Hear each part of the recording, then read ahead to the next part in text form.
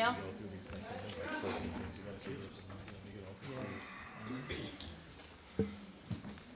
These are all these you've seen already. They just effectuate the 500. Yes, we were on. Well, appointments, right? Yeah, we no appointment. No, I'm just saying. Appointments or resignations. That looks That's different why I got because NA. it's coming from the manager's budget.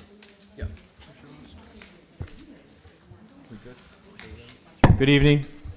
Welcome to our regularly scheduled meeting of the Town Council of Monday, May 15, 2017. Mike Rell, if you could lead us.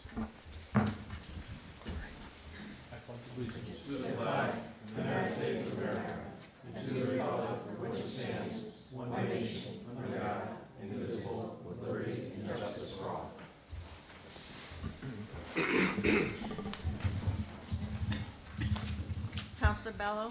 Here. Counselor Hemmon? Here. Counselor Hurley? Here. Counselor Latina? Here. Counselor Martino? Here. Counselor Rowell? Here. Counselor Spinella? Here. Deputy Mayor Barry? Here. And Mayor Montanari. Here, thank you. We have no hearings. We're going to go right into public comment. Anyone here this evening wishing to speak in public comment on any topic? Public comment? No one wishing to speak this evening? Public comment? Okay. We'll close public comment. Council reports. Any council reports this evening? Tony? Last week, the Senior Citizens Advisory Committee, in lieu of their meeting, had their spring cleanup meeting where they invited residents to show up. People brought items to shred, prescriptions to dispose of, eyeglasses for recycling, books for the library, and there were people there to talk about recycling. They did a real nice job, and there's a large turnout for it. Thank you, Tony. Anthony? We had a meeting of the Memorial Day Parade Committee, which was our final meeting. The parade will be the 27th at 9 o'clock. As we stated last time, we did lose our chairman, but we're going to push on, and everything seems to be in place for a 9 o'clock tip-off to the Memorial Day Parade. Thank you. Thank you, Anthony. Council comment? Mike Rell? Just one comment about the Brainerd Airport Noise Advisory Committee. The nice weather, spring weather, and summer months lead to more air traffic, according to all the statistics of Brainerd Airport. There have been some complaints recently of some low-flying aircraft over Old Wethersfield. After this meeting, I would like to talk to Mayor Montanari and to Jeff Bridges about some conversations we might have to alleviate some of the concerns of the residents and hopefully get Brainerd to comply with some of our requests to continue flying up the river. I'm starting to sound like a broken record up here about the airport, but I just want people to know that with the summer months coming, there are more planes coming in. And with sometimes tricky storms out there and not so dependable weather forecasts, that alternate routes may be required, and that always abiding by going up the river may not be the case. And we should at least talk to some of the folks at the airport and make sure that the messages are getting down to the pilots. Thanks, Mike. Certainly we can do that when we're finished. Thank you. Other reports, council members? Tony? Last week I was at the business after hours at the Farmington Bank. They did a real nice job. They turned around and gave, they had one of their data processing people there who did a presentation on to show how both businesses and private servers are being hacked and what you could do to avoid that. So, I mean, it was very, I think, helpful to a lot of the businesses in towns that did show up for that. And want to commend the chamber on a great awards night last week. A bunch of the councilors were there. They did a real nice job, and a lot of great people were honored that night. Unfortunately, I didn't bring my program, so I don't want to leave anybody out and not announce who got what, because I don't want to leave anybody out. Thanks, Tony. Anything else? Council reports? Jeff, anything from town manager's office? Let me just go over what's on the podium here this evening. We had some extra paper. One thing you have is the motions for the budget adoption this evening. The heading on that is motion for the budget adoption. You have the spreadsheet, the blue spreadsheets that have all the detail condensed into 4 pages. Based upon the motions, that is the outcome of the budget. You have the budget reductions as discussed last Thursday with a $330,000 total reduction on the town side. You also have a spreadsheet put together by Finance Director Mike O'Neill that shows the impact on the town of Wethersfield's budget as revised by the governor's budget that he released today. Yeah, it's several $1 million less than what we anticipate adopting this evening in terms of revenue. And finally, there's a replacement page for one of the items in the packet. It is for the police server item. On the attachments, I just listed the value of each quote that was left off inadvertently when I wrote this last Thursday, but you can see the different value of each vendor that responded. Other than that, I have nothing further. Great, thanks, Jeff. Dolores, anything? I have that, we have a change on one of our representatives to the Metropolitan District Commission. Mark Papa had been in the Legislative Senate Minority a nomination, and we have now, he is being replaced by Peter Gardo. And we had the shredding day, as Tony said, was very successful at the community center. And June is dog registering your month. Thank you. Thanks, Dolores. We'll move into council action. I don't believe we have any resignations from boards or commissions or appointments. No unfinished business, so we'll move right to the budget motions for the budget appropriation. Item 1. Okay, Can item I- 1, Sure. motion that the, Hold on, Tony, what's that? Just want to explain, if I may, Mr. Mayor. Go ahead. Based upon the request last Thursday of town staff was to find $330,000 worth of reductions. We had arrived at that number by using $300,000 of current year health insurance money into next year. What you saw on Thursday was 200. We increased that to 300. The town and the board split those dollars 69 to 31%. So that added $31,000 to our reduction, and it frees up $69,000 for the board's reduction as well. So that's how the town reached the 330, is using 300 rather than 200 of current year, what we consider excess health insurance funds in that account that will apply to next year's claims. Very good. And in that split, there's the numbers reduced for the board. Well, the Impact. reduction is 500,000. It gives them a different move on how they Yes. find it. Can I just ask a question about how we're going to proceed tonight? Based on this spreadsheet that we got, with the changes in the governor's proposed budget and the impact of such, I feel we need to have some discussion related to this, because I don't think the motions that we have in front of us take that into account. Is that correct? Yeah, I think that's correct, Donna. We just got this evening. I think Right, no, I know that. similar to what I think we had discussion on Thursday. The governor's proposals obviously haven't been vetted by the legislature, haven't been vetted by the Senate. We're still operating under the assumption that if, as we said Thursday, any of the major moving parts, if they were to in fact be implemented, like the teacher's pension or the reduction in ECS or the revenue sharing, we would be looking for the legislative body for a reopener prior to July. So we're still, even though the governor's number has changed, certainly want to hear from you, but our understanding is that there is still a likelihood that this number is going to get moving around quite a bit over the next few weeks, if not months. And our thinking was to honor the charter and come up with these appropriations that we're proposing tonight, knowing that we may have a reopener if any of the major numbers that the governor is proposing were to somehow make their way through the legislative vote. We'd obviously have to go back, as we discussed Thursday. We weren't using the governor's number on Thursday either, were we? Yeah. No, actually, We're what the decision was to fall back to current year numbers that were adopted and amended by the governor over this year. So you're using 2016, 2017 revenues, at least from a municipal aid point of view, in your adoption tonight. That's the numbers you're using. You've discarded the governor's budget and have fallen back to current year municipal aid numbers.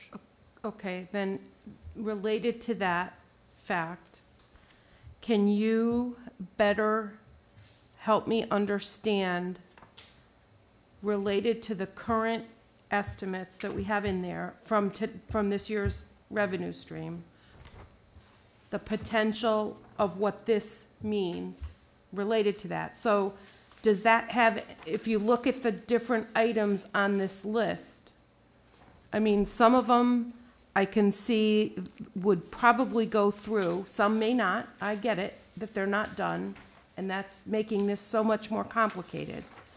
But what is, when you look at this and you look at the revenues that were put in for this current year, what is the delta, what is the difference from these numbers? Just to make it easier to digest, because $2.4 million less. less.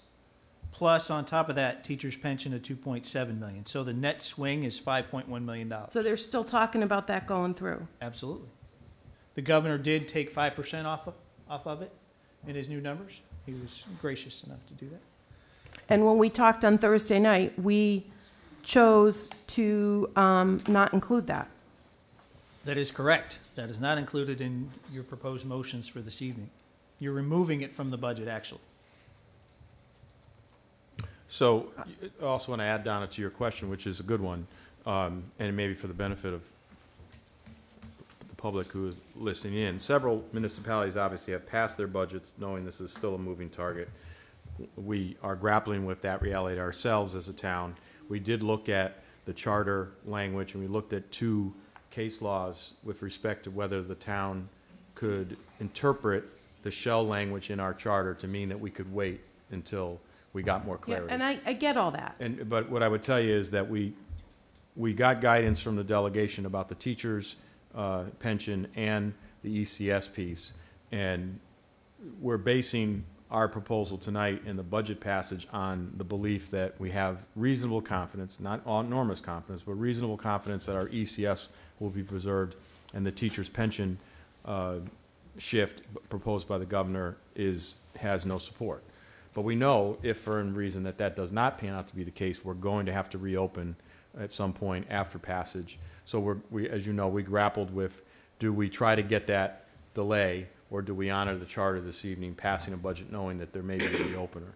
And we're still, I think, operating under the belief that it's in our best interest as a town to pass a budget similar to other towns in our local area that have done so, knowing that this is not going to land for a while. And that being said, I mean, I get all that. But when we vote on the appropriation tonight for the schools and the library and the town, if some of this comes to fruition and we're truly going to be down $5 million, we can't go back to those bodies and reappropriate or take money away, correct?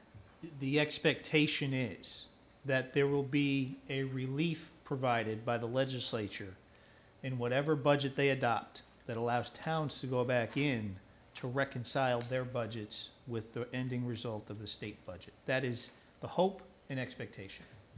But you're right, barring that, tonight the number is the number. So we're not going to be able to, when and if that happens, and it's likely that that will happen, based on the fact that the state can't figure it out, that we won't be able to, I mean, no, we're going to reopen it, but everything is going to have to come from the town, right? You can't reopen, can you go back to the library and to the schools? Yes. If there's a reopener, the expectation is you would reopen the entire budget. Do Do all of the different departments understand that? I don't know if they do. But that is a conversation happening all over Connecticut. Okay. You have some municipalities that are holding on their referendums. You have some municipalities that are adopting and holding their tax bills, which is what I anticipate doing this evening is Right. we will just sit on a tax bill. You have two big unknowns, the teacher's pension at 2.7 million and a 32 mil car tax that may or may not survive. We still don't know.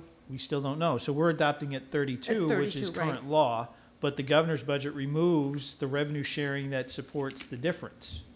So, We knew that was gonna happen. but it's silent so far on whether they're gonna be 32 mils or 37 mils in the new governor's budget. We just know that the revenue sharing has been evaporated. So our Surprise. swing could almost be, to Donna's point, the 5 million that the governor has proposed, plus whatever the car tax is, which is what, another 2.5 million? So you're talking seven and a No, the car half. tax is the loss in revenue of the car Right. tax is taken into account In the 5? in the 5. Okay. Now, we would, if they were to take the lid off the car tax, we would then receive $1.5 million in respread funds. Now, it would still be local property taxes, so the gain is not, gain is the gain, but at least you wouldn't be lumping against all the real estate.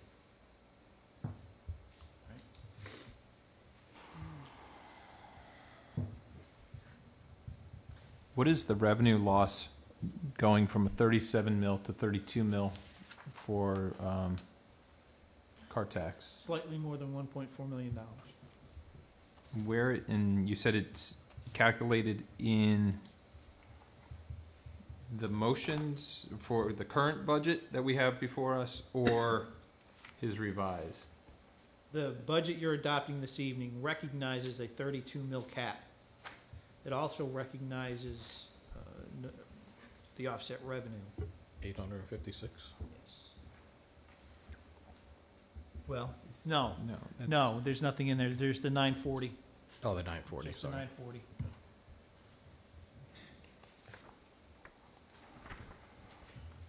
I want to say, Donna, to your point, though, which I agree with, is the wrestling match we're going to have if the state were to move forward with any of these subsections is almost identical whether we pass or don't pass tonight, if you think about it for a second. We could elect, and we had that discussion, as you know, we could elect not to pass a budget. We could wait. And we'll have that same wrestling match 60 days from now, let's say, as we could potentially have. I'm relying on the fact that we're pretty confident that if these swings were to be implemented after we pass a budget honoring the charter, that the reopener will absolutely happen and will be allowed that opportunity. And all of the line items that we're passing tonight would be obviously open for discussion again, including the board, the town passage, mill rates, tax impacts, all of that would be opened up again for a full discussion reflecting what actually passes. So the trouble for us, I think, in terms of what you do when you're looking at the charter is if we had discussion with the legislative body about whether there would be a bill passed at the Senate and legislative level to allow us to extend our charter. That did not happen. It did not make its way through. And so initially I had hoped that that would be a good strategy, that we'd get that cover, and that they would pass a bill and say towns are given latitude to hold off on their charter passages until we get our state budget. That obviously did not happen. So Plan B was either honor the charter and look at the legal implications of not honoring the charter and potentially having a legal challenge by the community, or risking that we were going to have to go to a reopen. And I think we're looking at that same tough story, whether we pass tonight or don't, in terms of the reopener. So my thinking is, and I think that's the sense of why we're proceeding forward with motions for budget adoption. I also think there's an important message back to the legislature that the town has done its due diligence to pass a budget that, I won't say denounces, that's too strong a word, but clearly indicates lack of support for the proposals from the governor's office, which is consistent with what we're hearing from our delegation. We don't know how they're going to get there, and none of us can conjecture, but I think at the end of the day, having the town convey a message to our elected officials that we have passed a budget that pulls those items out is clearly a message back to them that there's more pressure since we've had an adopted budget that does not acknowledge those swings. Gives them hopefully a little bit more emphasis, I guess, on supporting the municipalities that they represent. So there's no question this is a tough call, and we're going to have to observe over the next weeks or months what happens at the state level, knowing that a lot of this may be reopened. But I think the message back to our community is here's what our budget should look like based on flat ECS support from last year, the same level of support for pilot and programs that the town manager included with these reductions. And we've also demonstrated that absent those changes from the state, we have done due diligence with respect to support from the board for their contribution in reducing the budget, the town side contribution in reducing the budget, and getting a proposed budget in front of our community that I think reflects our best effort to propose something for our residents that is reasonable, given everything that's moving. But, I mean, over the years, we've had this topic before, but never quite like this. I mean, we've always had this, like, what's going to happen with the state? There's a couple of moving parts. These are big numbers. We've been closer. Yeah, much closer. And there's no question we share, I think, the same sentiment that you're expressing, that if these big pieces were to make their way into the municipal budgets, it would be very devastating for communities. And I think the legislative representatives know that. What the state is dealing with, the governor is putting on the table a solution that is heavily damaging to municipalities. And I think the legislative representatives are already circling the wagons to not respond to that approach. But I think we all sit here and say, wow, you know, this could be unbelievable if Well, it I were to think happen. this is unfortunately, this is the reality. And while I don't necessarily agree with the way he approached it, I don't see that anybody else has done anything different.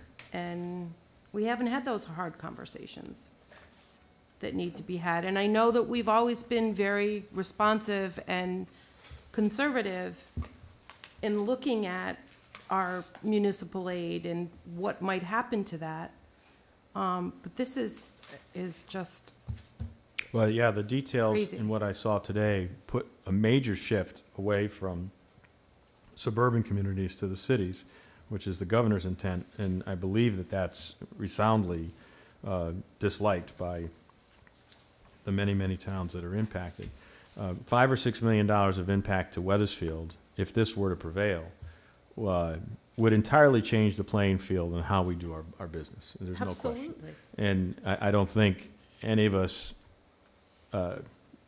can really visualize what that would look like. That would be devastating to schools. It would be devastating to programs.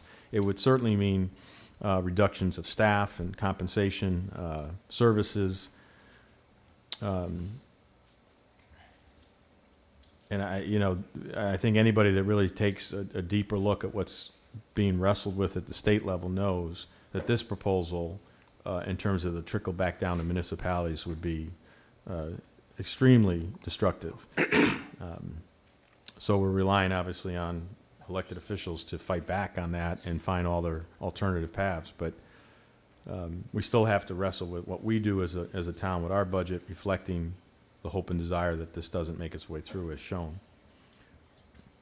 And we'll face that. I mean, if it happens, this body will have to come in and look at it and start having those discussions. We'll be meeting with, obviously, our town manager, our board.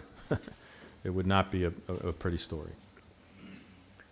So, having said all that, I think we still believe, in respect to the charter, we should pass a budget tonight that reflects what we believe is our best effort without all that information available to us, and prepare ourselves for that reopener if it occurs. At least, I also think it's helpful for the public to see what we believe our budget should look like without those impacts, supporting our community, our mill rate, and the reliance to the extent that it's necessary for property tax and revenue sharing. So that's where we're at. Thanks, Paul. Thanks, Donna. Not pretty, I understand. Mike, you want to say something? Just, going along that same route of not pretty, before, we kind of got our hands dirty with this budget, one of the issues in December or, late fall was that of the possibility of Hartford reneging on some of their obligations, one in particular to the MDC. And I know pretty much everybody up here had gotten correspondence with constituents and residents about the concerns that they had. Looking at today's numbers, the most recent proposal from the governor, Hartford, our capital city and the neighbor to our north, is unfortunately running about a $40 million shortfall for this year. And I know there's concerns, possibility of bankruptcy or, cuts, devastating cuts to the city. In the governor's budget proposal today, his revamped budget, the state is going to cover that $40 million, and in fact give an additional $10 million. So I think they're getting $50 million from the state in this current governor's budget. Looking at what we're losing in $5 million and what the city of Hartford is getting in addition to what they need, an additional $10 million. There's no way around it. We're paying half of what Hartford is getting extra in the governor's proposed bill that came out today, if I'm not mistaken. And I just want, that to set in for a quick second for you folks who are out there and who may be listening. I mean, town of Wethersfield, we've done pretty good over the last couple of years. Unfortunately, just like the state, we've run into some difficulties with lack of funding coming in. Our revenue is being cut, unfortunately, from the state. But when you look at municipalities, it's kind of a, those who have and those who have not. And unfortunately, the have-nots are getting the money. The city of Hartford, unfortunately, they're taking our $5 million and putting it into a surplus. I just don't think that's right. I mean, that's on the state level. But those are the numbers that we're going to have to grapple with if we are going to have a reopener in the summer. I just wanted obviously that's the governor's proposal, which also has the same uphill climb with the legislative body. The optic of what you're saying could potentially be accurate if all of those things landed, which I have great doubt will, but I certainly see the point you're making.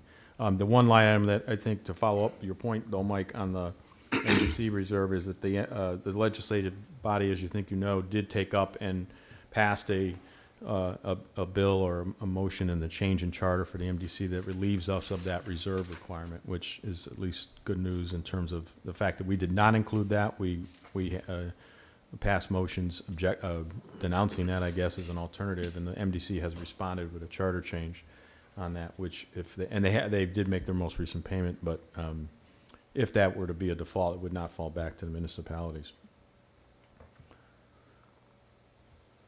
Okay. Why don't we begin with our motions? Okay. Motion that the budget as submitted by the town manager on April 3rd, 2017, be and hereafter is amended as follows. Decrease $55,100 from account 42501 pilot state-owned property. Decrease $2,095 from account 42515 state pilot colleges and hospitals. Increase $1,987 account 42610 Mashantucket Pequot. Increase $21,785 account 42611 Marissa grants for municipal projects. Decrease $413,226 from account 42614 Marissa revenue sharing. Decrease $985,124 from account 43011 educational cost sharing. Increase $3,000 from account 45808 recreational fees. Decrease $335,505 from CNEF/LOSA. Second. Motion is second. Discussion? Mike? Yep. I just thought it was disappointing that the fact that the BOE budget at the end was negotiated behind closed doors without all of the members of the council. And also found it disappointing that the mayor said that a 3 to 3.5% increase was normal for Wethersfield residents. So I don't find any increase normal for Wethersfield residents. That's all I wanted to say. Thank you, Mike. Jeff? On the $3,000 of the recreation fees, that increase is what's being proposed tonight from Kathy Bagley. Later on the agenda, you see the recreation fee increase for 2 facilities. That $3,000 is the anticipated extra revenue from increasing those fees. Thank you, Jeff, for that clarification. Other discussion? I was just going to comment, a caucus is common. I know you guys caucus. There's nothing unusual about that. The $500,000 from the Board of Education takes into consideration that there will be no loss of teachers, no loss of programs, which were on the table. Freshman sports, as you know, those were things that were being mentioned. So it's leadership that leads to caucusing and sometimes agreements, and I think it was not fair to call that a secret meeting. So it's a caucus, and you know full well it's done at the legislature, it's done here, you guys do it. It's a common part of how things get done, and it's a show of leadership by the mayor. Other discussion? Sure. I think it was just leadership that just cut the other party out of the talks, that's all. Other comments? Okay, we have a motion. Hang on. Oh, go ahead, Mike. And again, I mean, it's one thing to caucus and, you know, come up with an idea and share that with fellow councilmen or fellow Board of Ed members. But prior to any caucus or meeting that was had between 2 members of the same party for both the Board of Ed and the town council, we discussed 3 options, and everybody left the meeting with the idea that those 3 options would be on the table. Unfortunately, those of us who weren't in the meeting don't even know if option 2 and option 3 were even discussed. So if it is in fact a caucus, then you come out of a caucus and you propose, you say what was discussed, and you say this is how we came upon the agreement. Unfortunately, when we sat down in a meeting last week, that wasn't the case. It was basically told, this is where the Board of Ed came in, and this is what we're going to have to do. Not knowing whether or not those 2 other options were put on the table ties our hands behind our back, and we were left with only 1 cut. Could there be more cuts? Sure. Would they hurt? Yes. I mean, this budget's not a pretty budget. It's going to cut a number of items. But, you know, the reality is, to get to a common ground that could be negotiated and worked out, there has to be discussion from both sides of the aisle. And unfortunately, I don't think that was the case with this. Thank you. Thanks, Mike. Any other comments? Jody? I just wanted to say some overall observations, and I apologize, I'm suffering for some allergies tonight, so my voice is a little cracked. With respect to the extension from the legislature on voting after our charter date, I understand that that wasn't something that they entertained, but that also leads me to believe that maybe they're not going to entertain a reopener. I mean, I haven't seen language. Has anybody up here seen language? And how specific is it going to be? Are we going to have our hands tied behind our back again with certain line items or certain responsibilities that we are obliged to have? I think that this budget with a nearly 3% increase is going to cost each particular household in our town roughly $200 more in a yearly tax bill. I don't know about you, but I certainly don't like having to pay more, especially if we have the ability to control it. We have a lot of state workers in our town. Some of them have already received pink slips. Some of them will be receiving pink slips. And we also have a lot of seniors in our town who are on fixed incomes. I don't think that that's lost on any of us, except for the fact that now we're going to be requiring them to pay more in taxes. Again, I don't know how we're going to afford this. This year is nothing. This is a walk in the park compared to what's coming down the road. And I really think that we needed to have some really tough decisions made this year, and I'm not so sure we achieved that.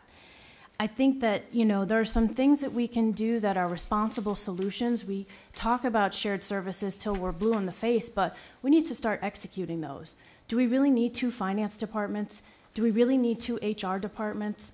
Or how about facilities? Why do we have 2 different departments? These are some real solutions that we need to seriously sit down and start talking about. I also think we need to take a deep dive into our Board of Assessment appeals. This year, they reduced the amount from $2 million of assessments, which then cost us nearly $100,000 in tax revenue. Why? What is the logic behind them reducing those property taxes or those business taxes? I would really like to know. I think that we're all on the same team, and I think that we all have to work together to really come up with some good solutions, because again, this is not going away. It's going to be worse. Thank you, Jody. Anthony? I have to say, I actually agree with Jody on a lot of those points that she mentioned. And if nothing else, I think we could take away from this budget process, and I think I asked this a couple times in the last meeting, that the current system we have is not a sustainable system. It's not sustainable for next year, and it's not sustainable into the future. And that probably goes a lot to shared services, and maybe it goes into the expectations of the citizens too.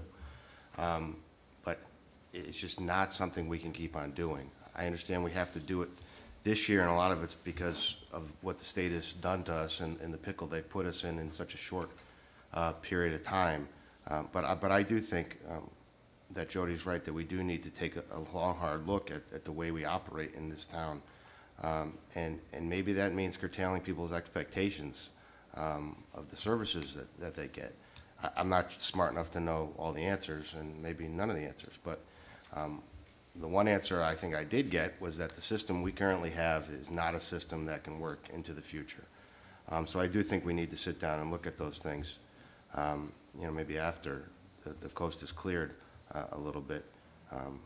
But, you know, I think into the future, we do need to look at those things. Thank you. Thanks, Ann.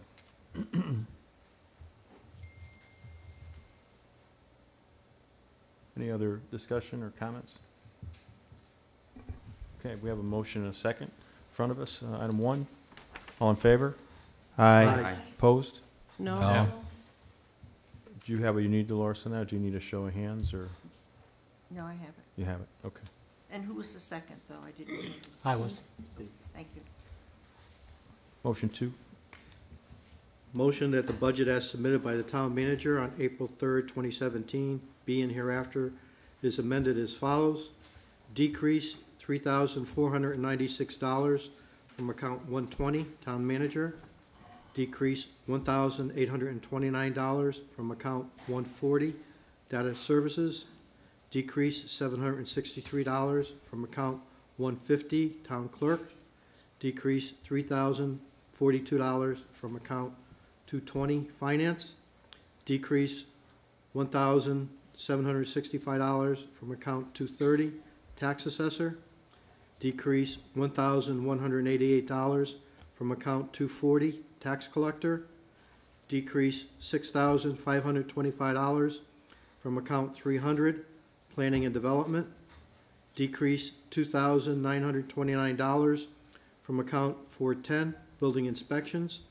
Decrease $51,686 from account 420, police. Decrease $5,754 from account 430, townwide radio. Decrease $894 from account 440, fire marshal. Decrease $3,145 from account 510, engineering. Decrease $80,749 from account 520, physical services. Decrease $4,218 from account 620, social and youth services. Decrease $6,872 from account 700, public library. Decrease $7,146 from account 800, Parks and Recreation. Decrease $90,000 from account 920, Debt Services. Decrease $58,000 from account 950, Transfers CIP CNEF. Decrease $2,801,870 from account 965, State Teachers Retirement Contribution. Second? Okay, baked into these numbers is the reduction in the health insurance. So some of these numbers, for some departments like the police, 51,000, a lot of that is the health insurance delta. Okay, same with the library, that's all health insurance. So you're effectuating that, what accounts to be a $93,000 cut throughout the departments, and that's what most of those are. Thank you for that clarification. Other discussion on that second motion? Tony? Paul, just one comment. It won't change the motion or the amounts. Within the budget reductions that Jeff has given us under CIP, I would recommend that the $25,000 come out of the window account instead of the salt shed account, because that's in bad shape, and I think we need to get that done as soon as we can. So if we could just change that from salt shed reduction to window account reduction. That's a direction to the manager. Is any objection to that change? Well- Go ahead, Mike. Before we vote on that, I would like to get clarification from the town manager. I mean, priorities are priorities. Yep. I know the salt shed is on its literally last leg, but the windows have been on the agenda for a number of years as well. One thing about the windows is that if they are installed properly, as opposed to some modifications that have been done to the schools lately, that we would actually see a reduction in energy usage. So that may be savings down the line, down the road. There's not, I think that's fine. The $25,000 is not going to make or break a window project where you have the money available right now for more of a line in broken windows than replacing windows. Replacing windows is a much larger project than what a reserve fund could accomplish. Okay. So I'm not concerned about the $25,000 cut. As we spoke Thursday, the cut and the location, to me, are two separate things. I don't want to cut anything out of capital because we've worked hard to grow that fund. So reducing by $25,000, wherever you take it from, reduces our investment in capital. So the window account's fine, the salt shed account is fine. It's just, we have to be conscious of the cuts we make in capital since we are so far behind. What is the current cost, proposed cost of the salt shed? North of $400,000, How much is in that? $275. Would we get a state match? No, We're looking for any? there'd be no state money involved in that project. Jeff, is the 275, does it include any potential money from the gas tanks? No, that's just current, what's in there. So we would anticipate having some funds left over from the gas tanks to shift to that line item. And We then won't if know you- that till late summer, what's available. And then with the additional 25, if you put that back in, you would be pretty close to the salt shed. There's actually 50 in the CIP, 25, we were recommending a 25 because Mhm. we would know that there's another 25 plus what's in the salt shed. So losing 25 didn't send us off track in terms of our expectation with the CIP. When do you expect to have enough to have this, to replace the salt shed? It really depends on what's available from the tank project. Hopefully, one more round in CIP, we would have enough. The expectation would be that once this summer's over and the tank project is done, we could use some of the reserve, the funds set aside to actually design, because we're gonna have drainage issues, HDC issues, those kind of things that we could embark on design, and then that would determine the final amount necessary. So in that case, I would concur with Yeah, the Tony window that the account's window fine. would be a better place for it. Does it matter for the purposes of the motion? No, I would just say reduce the CIP by $25,000. Okay. Yeah, because there's other We can s- things, there's other things There's on, other in things. there.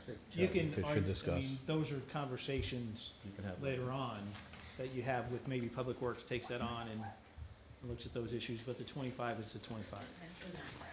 Thank you. Other discussion from council? Mike? And not to jeopardize, public safety, that 51,686 from the police, that is not personnel There's no bodies, no. in any. No, it's $15,000 worth of costs we're shifting to the animal control fund to pay some animal control costs, and then the rest is health insurance.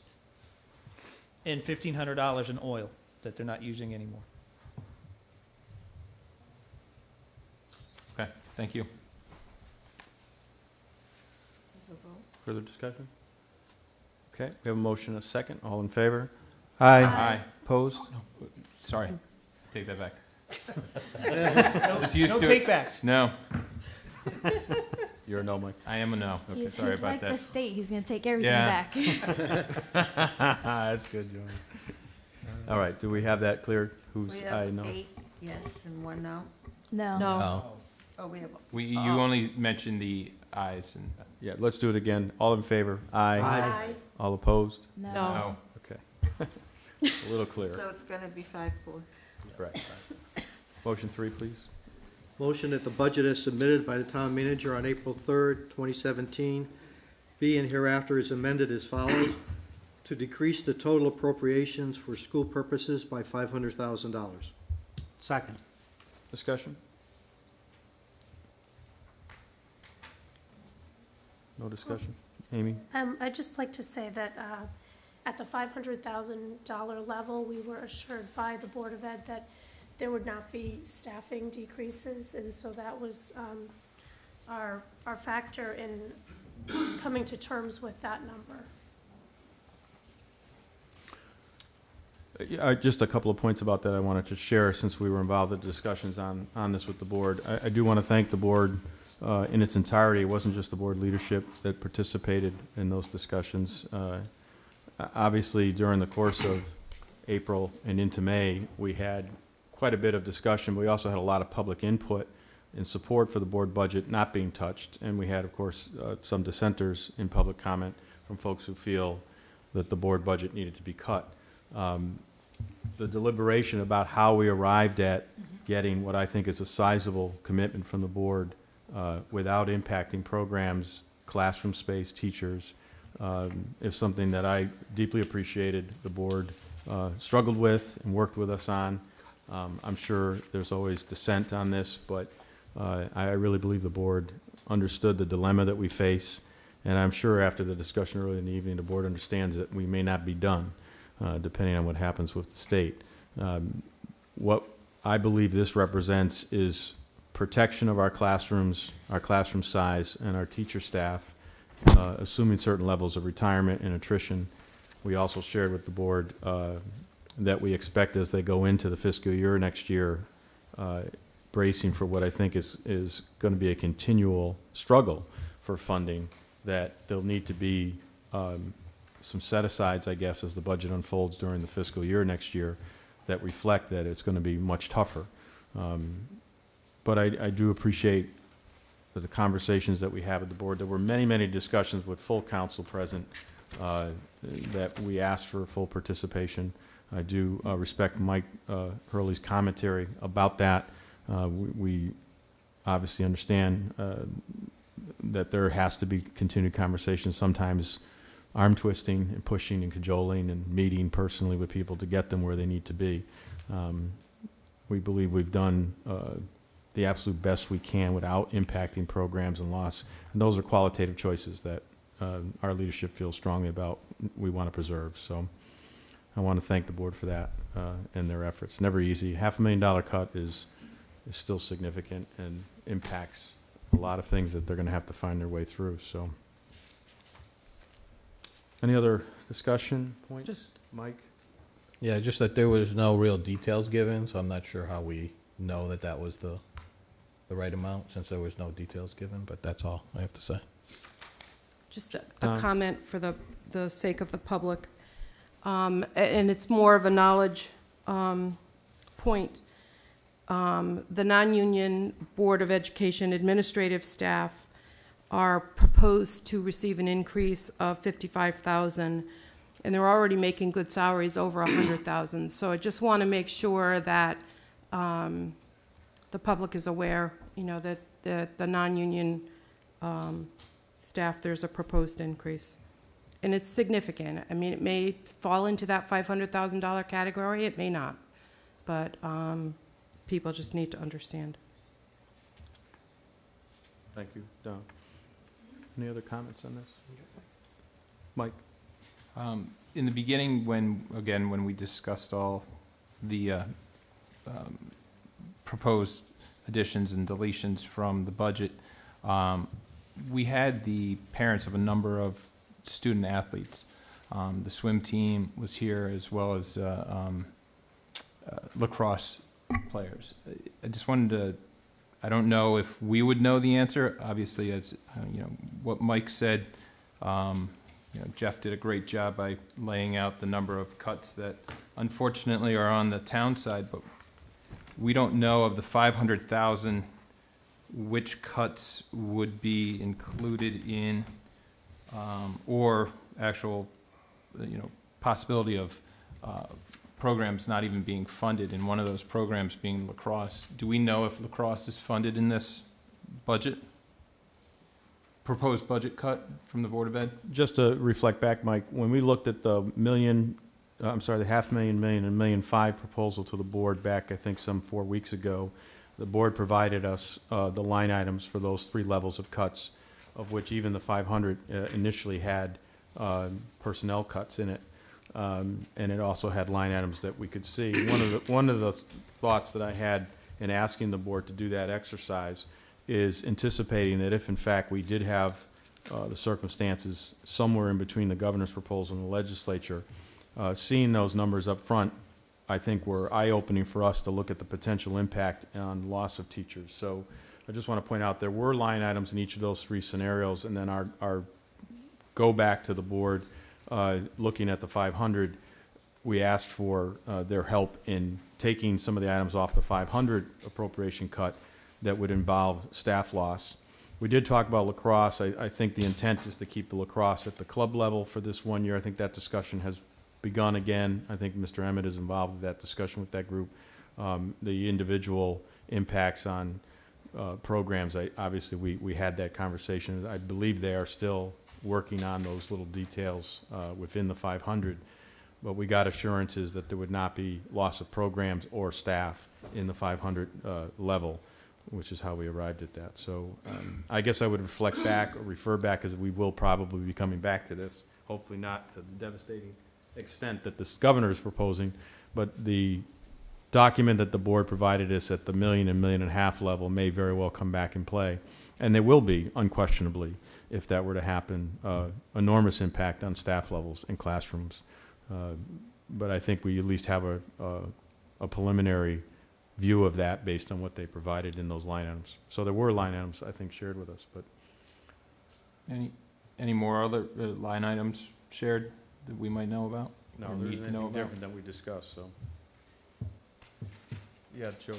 So if you vote yes for this $500,000 reduction, you're voting yes to eliminating a transition coordinator, a director of security, No. the extracurricular Oh, activity, again, freshman sports. in the conversation we had with them, Jody, last week, we identified those items as urging not to be included, and they agreed. They would not include a cut of the security director or personnel.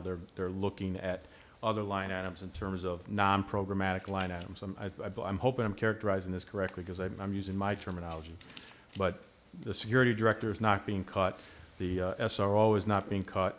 There are no personnel and teacher cuts in this 500. The line items that they're going to accomplish that with are not going to be personnel or programmatic level in terms of impact in the classrooms. Not sure how that you guys are going to achieve that, but Godspeed. Other comments? Well, Mike? Well, it begs the question then, what was discussed? I mean, again, going back to what I had said, $500,000, $1 million, and 1.5. 1.5 devastating. But we don't know what is in this $500,000 cut. and to be able to sit up here and vote on $500,000, not knowing what would be cut, is, it does a disservice for the residents and the parents and more importantly, the kids in our school systems, unfortunately. I would like to know, no teachers are being cut. That's, the reality is, we didn't make, or somebody didn't make the hard decisions. But, we're seeing layoffs at the state level. Today alone, 100 people. It's unfortunate, but, we should at least be seeing what, if no teacher layoffs are in there, what is in there? Other commentary? From my perspective, I think I want to know what's not in there. And what's not in there is teachers, programs. It's non-curricular items. So, as you know, we can't tell the board how to spend the money. We only have the power to give them a number. And I think, I know some folks wanted to cut it by even a larger number. At the end of the day, we never really know exactly where the cuts are going to come from. So my view on it is I wanted to have assurance that certain things were not being cut. And I'm comfortable with that assurance and with that number. So there are no details then? No, not Okay. beyond what we've discussed.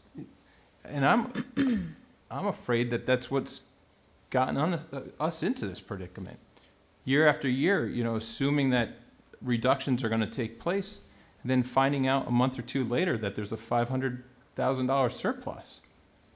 If you're making assumptions that there are revenue or figures that aren't realistically in there, then I can't fathom voting for something that doesn't have any substance to it.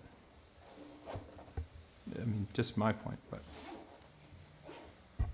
Well, I will share it, and I think the board would reiterate, and I think they shared this with us at their last meeting. They're still currently running a deficit on their budget and are trying to grapple with that. When we did the MBR recalibration back in March, provided, I think, $81,000 to them in the MBR recalibration. That was at a time that I believe they still had about a $210,000 or $15,000 deficit. I'm sure, based on everything that's happening and will continue to happen over the next few months, that it's unlikely there'll be a surplus. And if there was a surplus, I'm sure Mr. Emmett will be discussing with us his assistance with the profile that we have in front of us today.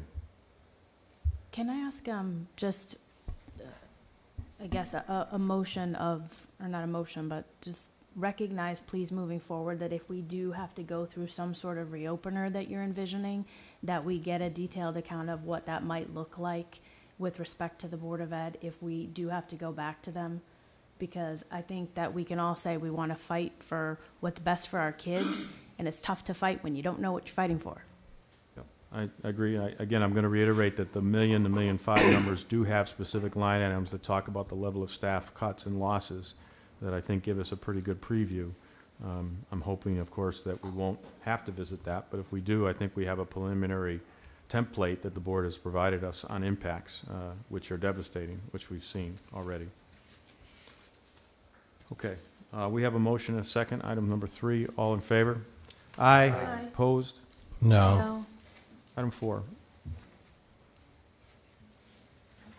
Motion that the total appropriations for school purposes be set at $57,777,882 for the fiscal year beginning July 1, 2017.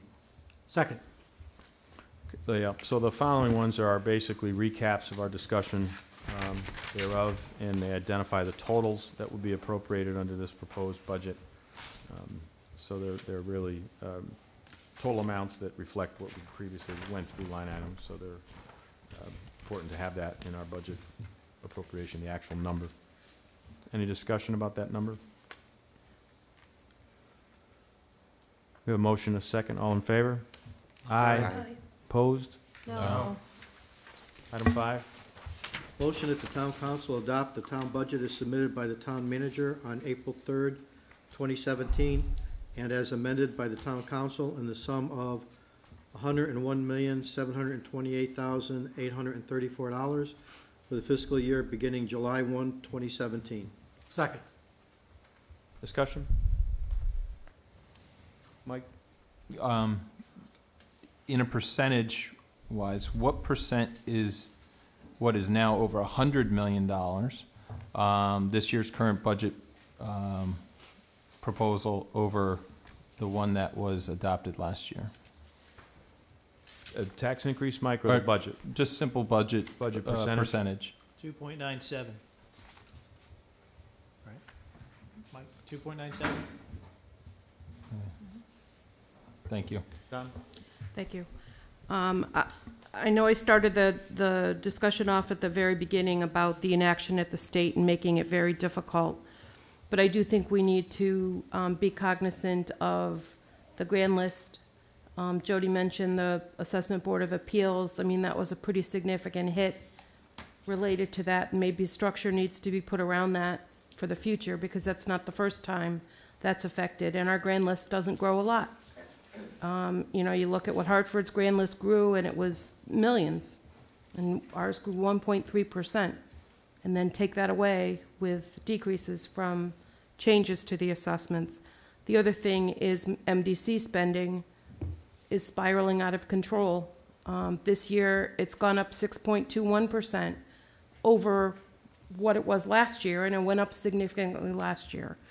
And while I understand that they have expenses, I think that all the member towns, and we did do some of that related to the resolutions in really trying to be firm and speak out, but I think the member towns need to work together to discuss a solution to the ad valorem tax. It's an unfair way to, it penalizes communities, and I just think that there's got to be a better way out there. But we're going to have to take that impetus as member towns, because the MDC is not going to do that. I mean, this is great for them. They get whatever they want. And we have to take action on that as a community.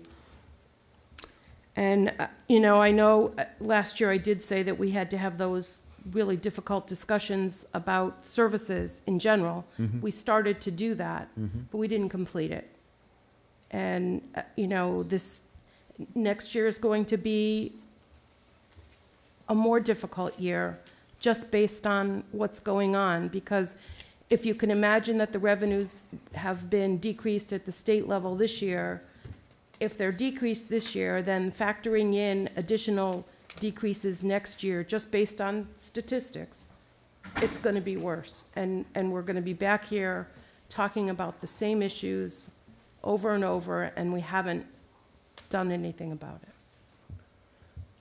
Thank you, Donna. A couple of points. First, I want to, the Hartford grand list growth, if anybody looked at the real detail, would know that it came on the backs of businesses. I think some members of our public pointed out, I think, during the discussion with Hartford, that housing is at 30%. Private residential housing is taxed at an assessment of 30% of the appraised value as compared to our 70%. And many, many businesses are feeling very painful impacts in Hartford with the adjustment of the grand list, which looks good on paper, but it's causing many of the businesses to flee Hartford. One of the things that I think we've done in Wethersfield with we're still 89% tax at the private residence level in terms of the value of our grand list, but we, as you know, have had good progress with getting many businesses to fill previously empty buildings, and that is beginning to take hold. But it'll be at least a 2 or 3 year process before some of those projects that are falling in place will have impact on the grand list, including some of the tax abatement, for example, on Ridge Road and some of the projects. But I think you're absolutely right, Donna, that when you look at the state, is what's happening with the state. You know, we've previously sort of drove along, I think, in Wethersfield, which is by any measure considered a fiscally sound community with good reserves. We've, as you know, our bond rating agency probably puts us in the top 10 communities who have put money in the last 7, 8 years to catch up on pension, which frankly was brought under your leadership, Donna, which we've followed that very good lead and respect a great deal that you initiated that. And I see that as a very important message for us, because when you see that progress that was made under your leadership on that topic, it did affect our bond rating, it did affect our cost for the high school, and we're seeing premium as a result. So we've done fiscally smart things, but you're correct that as we look at what's coming on the horizon, the story at the state level is much worse in the last 6 months than any of us could even have envisioned. And we are clearly going to be under enormous pressure as that trickles down, and we see what that looks like, that we'll have to continue to revisit the concept of how we provide services and share it. I think we need to talk more about regional shared costs. There has to be a dialogue about that. It's a taboo topic. It can involve education. It can involve services. It's difficult to execute that, but it is something we have to continue to talk about. And we also have to talk about, and we're going to see it in the next motion, we are continuing to try to stay in front of our roads to the tune of $1.5 million. But when those impacts happen, if they do, and what unfolds in June impacts us, those are the kinds of things that are vulnerable, because you got so many of these things are not movable. So I think we've made progress in shared services this year. As we know, Keith is here tonight and has led the way with sharing services on the technology, which has been an enormous improvement and great success for the town. It may be small, but it's an indication of the direction we have to go. And I'm sure all of us, if we are still here battling the budget process next year, we'll be doing some of the things you just said, Donna. So I agree. There is a movement there is a movement among the member towns to have MDC revisit the movement away from an ad valorem tax on the towns towards a user fee. How that happens, how that study gets done, the scope is the subject of a meeting on Wednesday. Okay. Between the member towns and the MDC. MDC historically has been against it, moving away from the ad valorem. There's not a lot of energy now for it on the MDC board, moving away from the ad valorem, but there is interest on the towns to revisit that issue. Thank you. Any other comments? Okay, motion and a second in front of us. All in favor? Aye. Aye. Opposed? No. Item 6. Motion that the total appropriations for the capital and non-recurring road fund be set at $1,500,000 for the fiscal year beginning July 1, 2017. Second. Any discussion on the road fund? Just want to say on behalf of Jeff's efforts and Derek, who's been here this year, we look forward to that continued effort. Very important for our community. It is one of the most tangible improvements that we continue to make some progress on, and we're never going to get in front of it completely, but this one's, I think, very important for our community. Motion is second. All in favor? Aye. Aye. Opposed? The road one's always easy, isn't it? Number 7.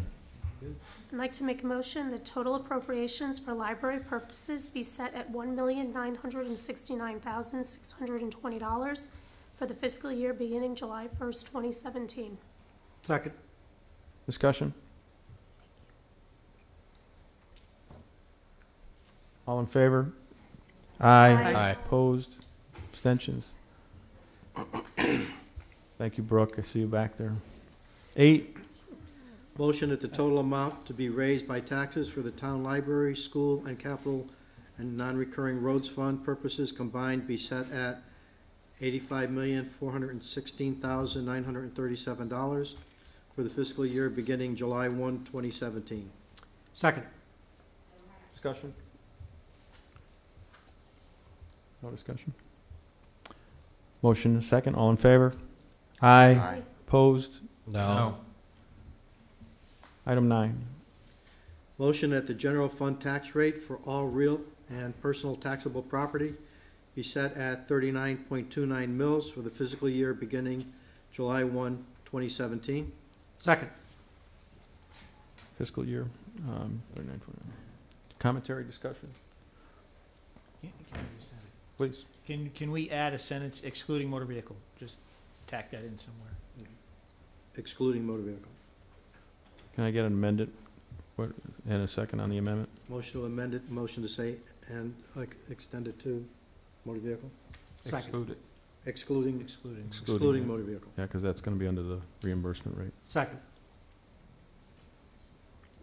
Motion and a second with amendment. All in favor? Aye. Aye. Opposed? No. No. We're voting on the amendment, right? Yes, on the amendment. To add excluding to motor exclude, vehicles. yes. Yes. You're okay with that? Okay, so that passes, yes. Now, number 9, with the amended language that the general fund tax rate on all real and personal tax property be set at 39.29 mils for the fiscal year beginning July 1st, 2000, exclusive of the car tax. All in favor? Aye. Opposed? No. Thank you. 10, Motion that the general fund tax rate on all motor vehicles taxable property be set at 31.62 mils for the fiscal year beginning July 1, 2017. Second. Jeff, just one question about that. So if this goes to the 37 that's being proposed today, that one is still confusing to me. Like, what would we do since we pass it at 3162, reflecting the 32, I guess, that you're talking about? And if it comes in at 37, we would get additional funds from vehicles, and then that would just be put back into our reserve? Well, the hope would be that we would come back and revisit the mill rate for all property and float the cars up to 37 as part of the reopener. Okay. But if we were gonna do that, if that happens, you couldn't levy any more than 32 mils. So there'd be money. Without a gone reopen without a discussion. reopener. But as a separate line item, do we have the capacity to reopen that discussion through motion subsequently? If it's the only thing that changes, let's say the teacher's pension doesn't get put in and the ECS is retained at the current level, and they move this to 37, we'd have to get a reopener from the legislature to allow us to change this. That is correct. Which assuming, Can we make a motion to cap it at the statutory cap? So we have it at 32, if it goes up to 37. That is an excellent, well, Just a thought. because we're gonna, You just approved a levy that's Yeah. based on Okay. 32. yeah, and there's a statutory, and, we're gonna sit on the tax bills we're anyway. gonna sit on the tax bills until the state finishes. So if we use Steve's approach and said that the road, the mill rate for the car tax will match the cap by the state, would that still allow us the ability to move it? It's not an actual number that we're passing tonight. That's the problem, right? Because you can't plug a number in. Well, the charter requires setting a mill rate. But could the mill rate be loosely defined as the cap established by the state? Or is that not strong enough a wording? How do you generate a bill? Well, we're not gonna generate the bill till this is discussed, We would but, generate a bill based upon whatever in statute. yeah. In June or July, whenever we send out the bills, Well, whatever that, July 1st starts the that cap fiscal is. year. What's your But what if we comfort? don't know It's your what that comfort level. is? I'm comfortable with that, because the statutory language is gonna rule. At That- the time, it's- the same as it is tonight. Right. But that statutory language could be 37 mils. Yes. Which would allow us to move it, which would be better for residents. I mean, well, I guess it would be better in the sense that we would have the revenue matches what we currently are doing or closer. Well, it's not always better to take more money. No, I know, but it's still lower than we're getting on the car tax. The movement on the car taxes is obviously a philosophical one, but it's With- lower. Without moving the motor vehicle rate, what you're doing is compounding the issue on real property owners. Right. So those people that live in town and just pay motor vehicle would see a benefit, and those people that pay real property taxes would see an increase in burden. So the idea would be to re-level that playing field. So we can reduce the other mill rate that was just voted on?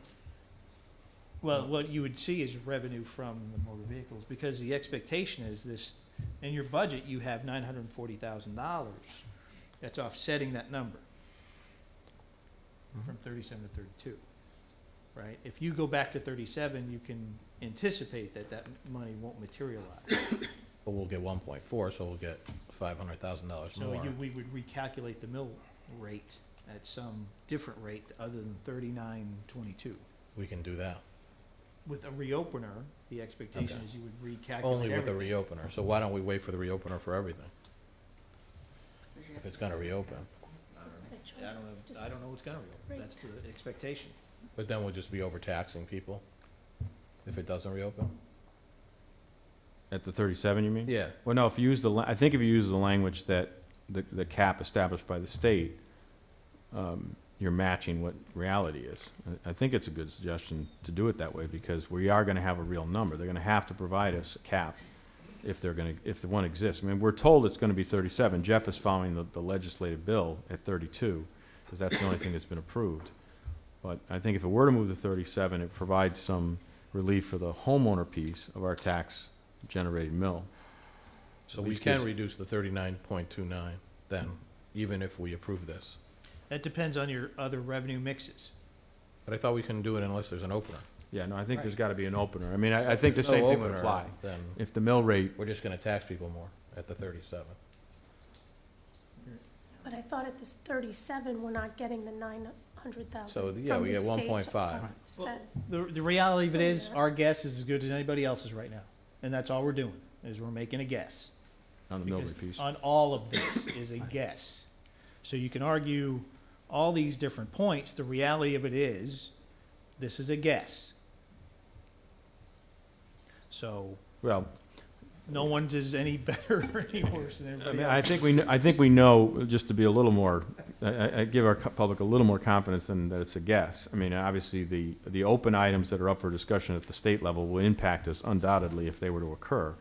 But what we're doing, just to remind people to go back to the first discussion, we're still, I believe, operating in good faith with the charter and communicating to our community the parts that we control, which is the vast majority of our budget, obviously, is still within our control. Not that $5 million of moving parts at the state level that could impact us is insignificant. It would be hugely significant.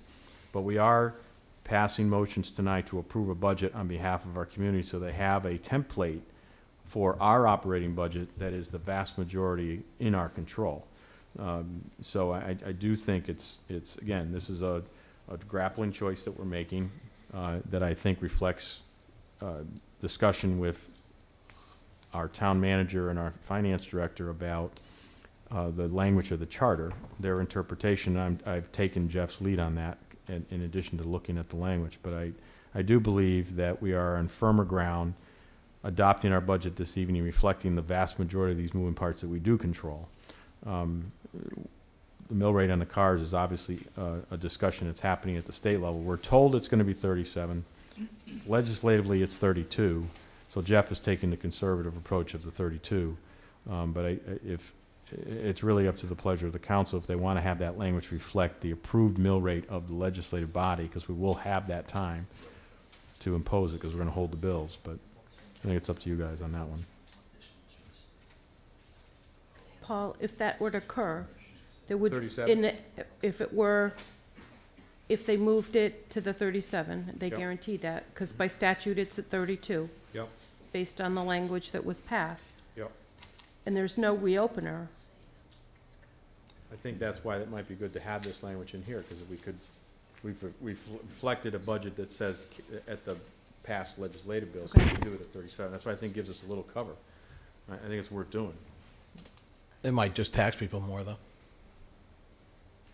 Well, if you think about it, the revenue sources at the mill rate against homes and the mill rate on cars, at the end of the day, we're passing, or let's assume everything went our way and the state issues got resolved without the other impacts.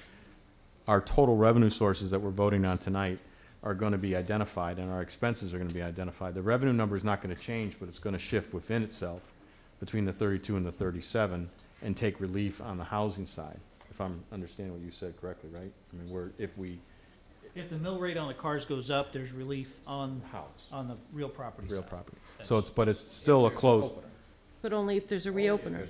unless we put the language in at the, what Steve is suggesting, which is the past legislative. I think that, if we put that in there, I think that doesn't require a reopener, because if it's 37, we've put language in here that says we would do it that way. Right, before the bill passed last year or the year before, they matched, they were equal.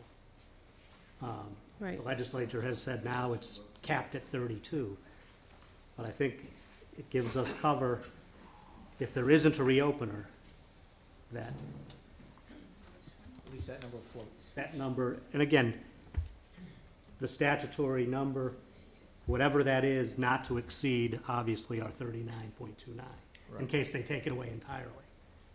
But that way, worst case, it's where we were a year before.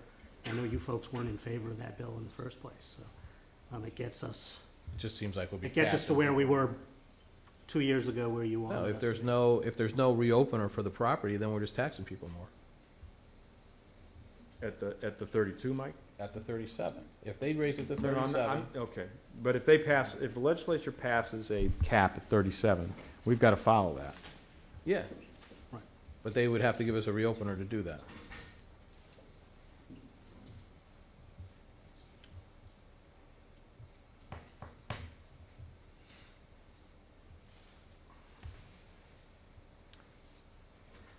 As a standalone, if we were reflecting in this language that the mill rate for motor vehicles would be taxed at the cap provided by the state, if that language was in here, we would not require a reopener to honor that number, because the language of our budget adoption would match that number.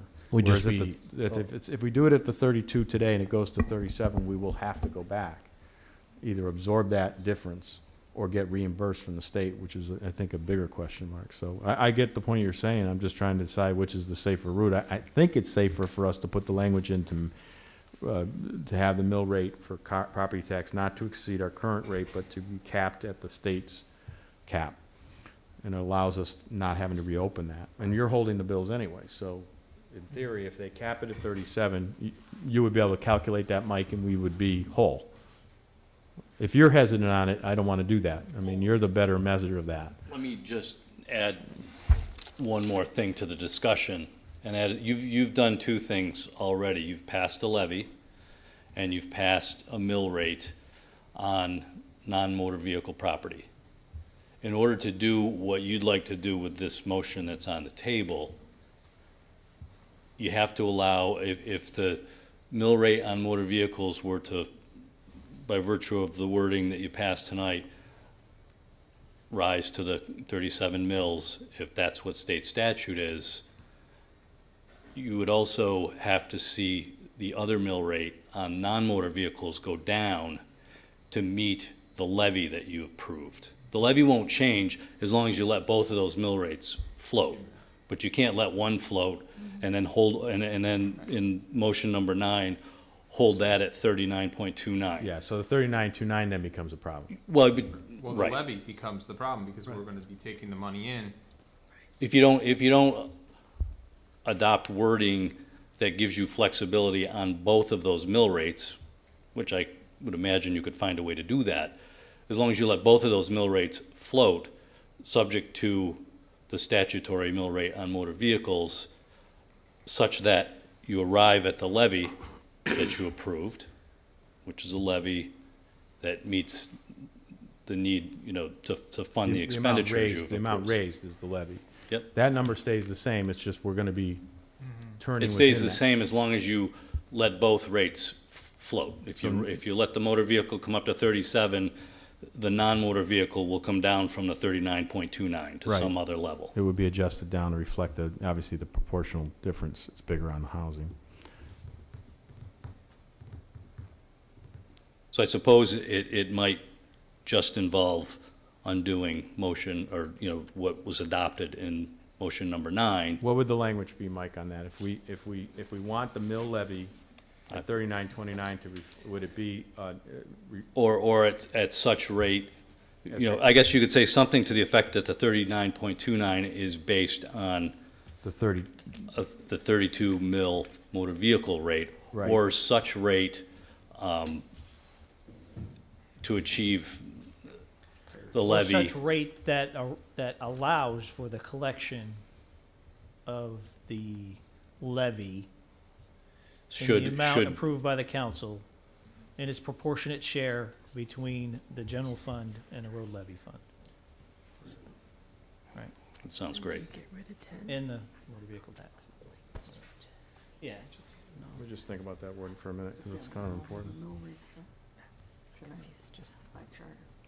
We will, it just won't be a number. Well, I want to get some again, language. charter issue. Yeah, I just want to get some language in front of us. Can we take a 5-minute recess? And I just want to have you guys give me some language. I want to see that. Well, again, yeah, let's take a 5-minute recess because we can talk about. Can I get a motion for a recess? So moved. Second. In favor? Aye. Aye. Thank Aye. you. Let me just get up with you, Mike. Let's get some language. So the issue is the charter requires a set of building. Yes.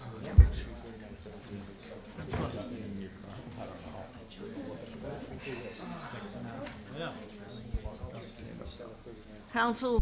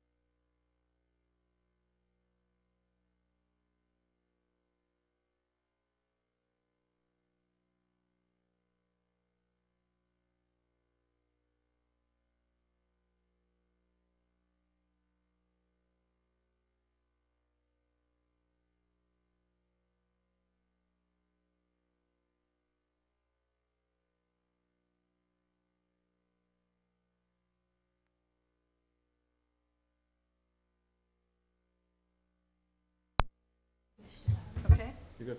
Can I get a Motion to motion? go back into session? We're gonna move on to the other Second. items.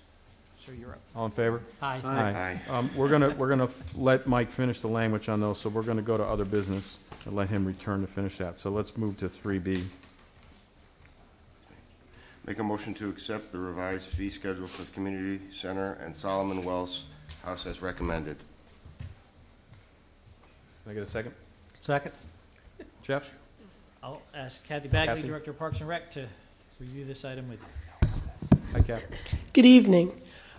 Before you tonight are fee revisions for both the community center facility and the Solomon Wells House. Working with staff and then the park board with the community center rates and the Solomon Wells House rates with the Solomon Wells House Committee, we're giving you their recommendations tonight to raise the fees in both facilities for different amounts, and I believe you have them in your packet. And basically, if you look at them, we haven't raised fees in a while, and the reason being is we've been generating the revenue and keeping our costs within reason.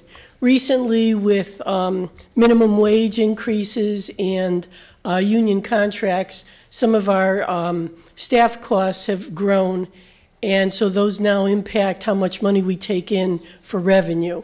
So we're looking to balance that out again and look at the fees that way. And the community center, as you notice, there's many different rooms, and they all have different fees based on their size and what their amenities are in each room. Questions about this for Cap? Yeah, Amy, go ahead. Kathy, how do your fees compare to surrounding towns? We looked at that too in terms of the age of our buildings, our facilities, and we're fairly close. We try to look at market rates all the time, because if we're too high, we don't get the bookings, and if we're, we never want to be too low. So, so we do look at them, and we're in the ballpark with some facilities, and some facilities are just out of our reach.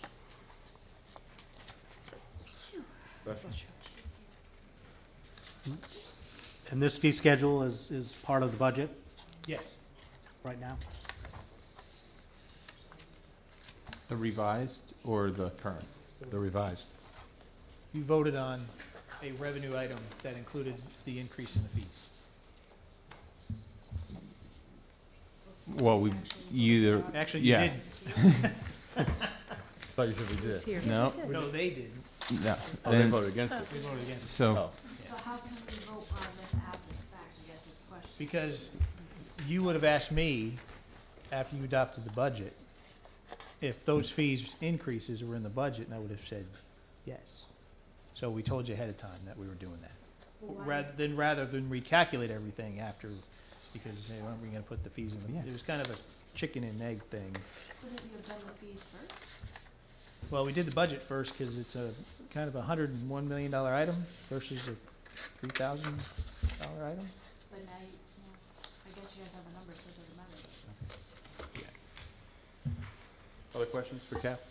Kath, is there a board that reviews this, or do you do this with your staff?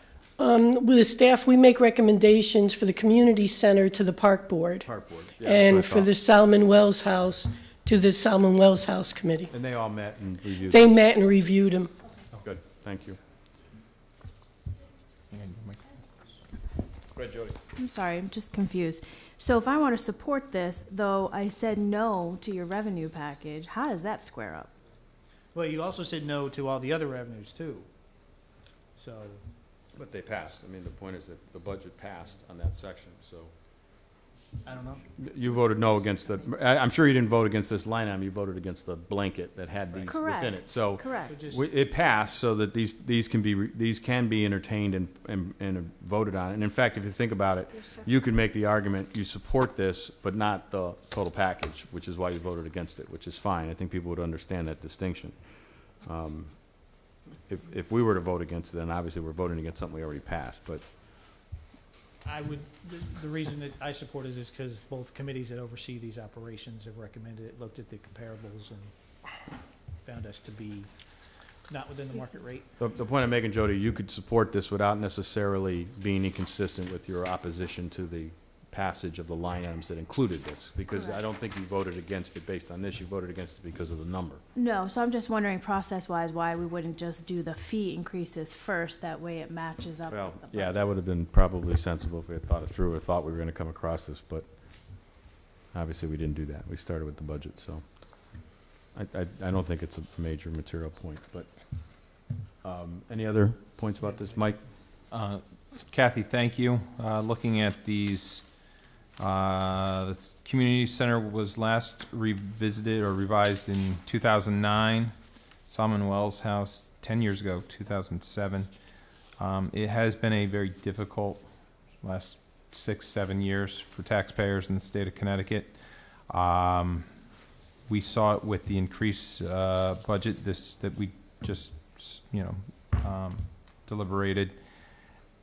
I can't, not for the same reason that Jody had mentioned, having to put the cart before the horse on this, but I can't fathom, voting to raise fees on residents right now. The variables and the unknowns coming from the state and tax increases, fee increases from the state, everything's on the table. We're going to squeeze the public out, unfortunately. No disservice to you, Kathy. I mean, you're simply recommending what the boards are telling you. But I don't think that putting additional burdens on our residents with fee increases at a time where we're looking at the possibility of hundreds of millions of dollars being cut from the state to municipalities is not appropriate right now. So I'll be voting no on this.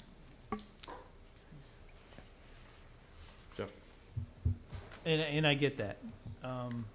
But the user fees are just those, things that people use, they get to pay for. And that offsets impacts to residents that don't utilize those facilities. So these fees are put in place so that the people that use these facilities pay for that benefit, and those people that don't use those facilities are relieved somewhat of the burden of their operation. So I think that's the nature of a user fee. Any other commentary, points, discussion? Okay, we have a motion and a second. All in favor? Aye. Aye. Opposed? No. Thank you, Mike. Thank you, Kath.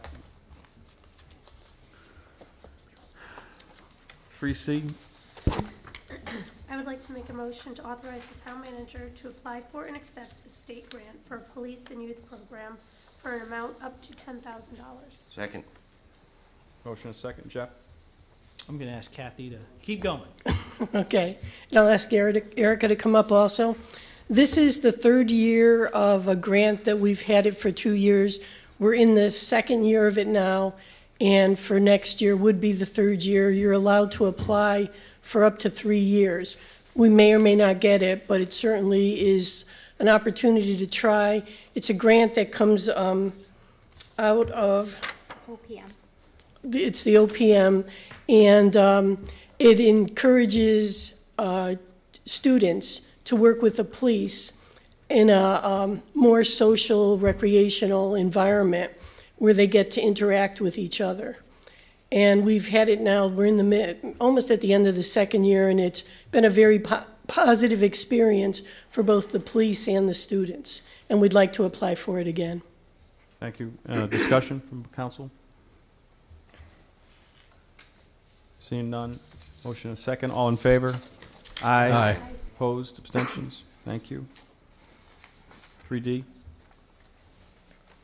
Motion to authorize the town manager to apply for and accept a state matching grant program for elderly and disabled demand responsive transportation, dial-a-ride expansion grant in the amount of $31,733 for Wethersfield and $89,436 total, and to sign a memorandum of understanding with the town of Newington and Rocky Hill to provide tri-town medical transportation service. can I get a second? Second. Thank you. Kathy? This is a grant that we've gotten for many years that allows us to do expanded service for our dial-a-ride for medical appointments in towns that we don't normally can go to based on our basic service. It's also in conjunction with Newington and Wethersfield. Rocky Hill. We are Wethersfield, I can remember. And it allows the three towns to work together and provide additional rides that are all for medical appointments. Questions about this discussion? Is this all, sorry, Kathy, is this all under the Curtin contract, or is this a separate provider? It is with Curtin. Actually, Wethersfield, we're the administrator, and we use Curtin in the three towns for this expanded service. Thank you. Is this something that's in danger at the state level? Not that we've heard of. They've contacted us and told us to go ahead and apply for it. Okay. Other questions? Seeing none, we have a motion, a second. All in favor? Aye. Opposed? Abstentions? Abstain. Thank you.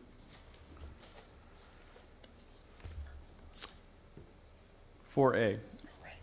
I'd like to make a motion to approve the upgrades to the computer server at the Wethersfield Police Department as requested. Second. I know you guys are here, Chief, and come on up and maybe take us through this. I know you guys are finishing this process.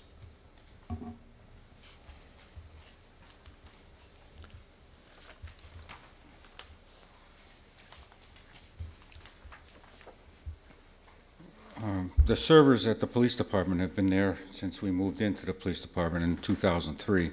They should have been upgraded all along, but they haven't.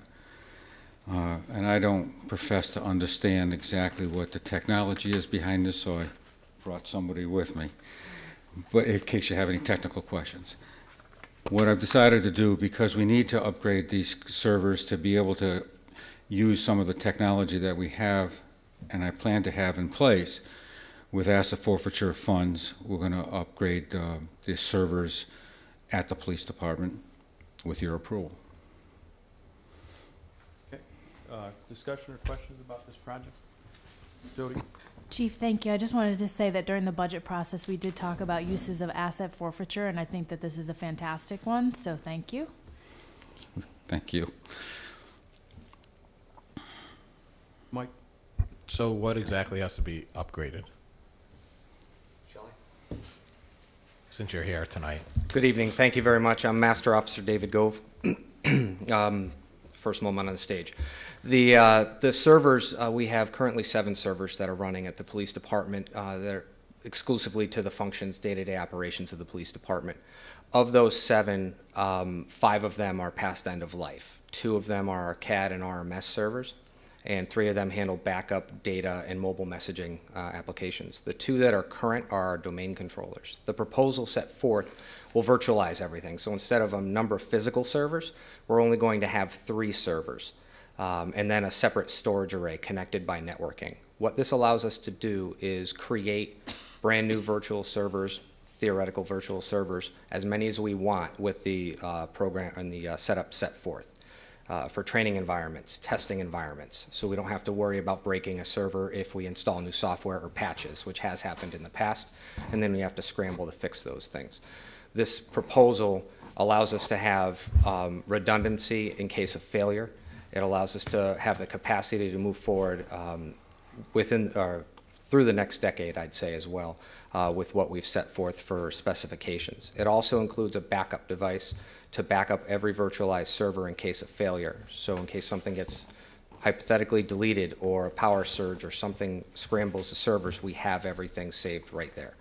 It moves us into the next phase of everything. The storage device moves away from spinning disk, which is slow, and brings us to all flash storage. And the specification is going to give us over 16 terabytes minimum of storage. And the backup server will give us upwards of 20 raw terabytes of storage as well. So this will be a system that's well suited to keep the police department current with our estimations for approximately the next decade. Other questions? Thank you. Mike?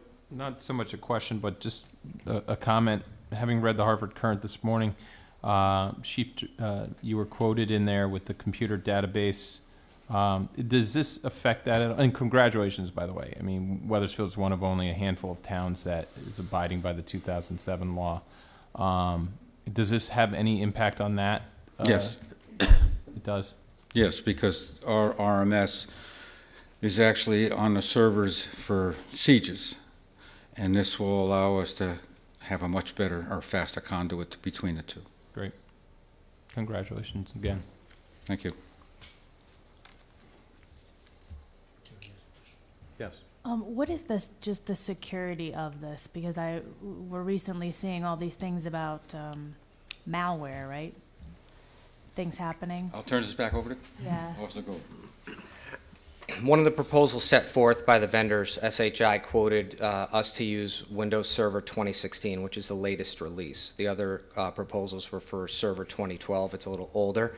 2016 will get us licensed and supported out further than Server 2012 will be. Currently, Microsoft has said released an extended patching system for Server 2012 till the year 2023. We anticipate Microsoft Windows Server 2016 to be supported well past that. So what that will do is eliminate the need for us to purchase new licensing for Windows Server as well, keeping us as current as we possibly can be. It should address that pretty well. And I also would like to add, if I could, that Keith Raffanello from the Board of Education and his team working together with Shared Services really was instrumental in working through this project. So they should also be commended for their work as well.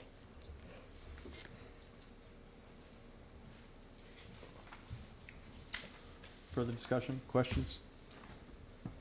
And you guys saw the the agenda item ad with the attachments, right? For why Just they, says the price. yeah, Yeah, put the price in. and the pricing is on there. Okay, we have a motion, and a second. All in favor? Aye. Aye. Opposed, abstentions? Thank you, Dave. Appreciate the work. Thank you. Thank you. Thanks. 4B,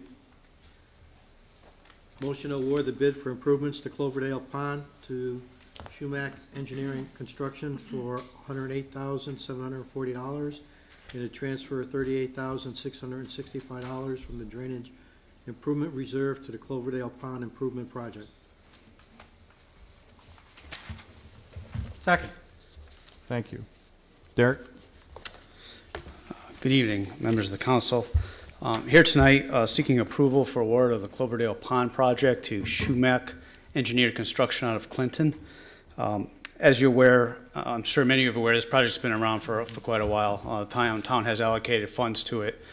We did hire a consultant back in 2011 to do a study of the Goffbrook watershed, in particular this particular pond, to look at what could be done to improve water quality, kind of the aesthetics of the area.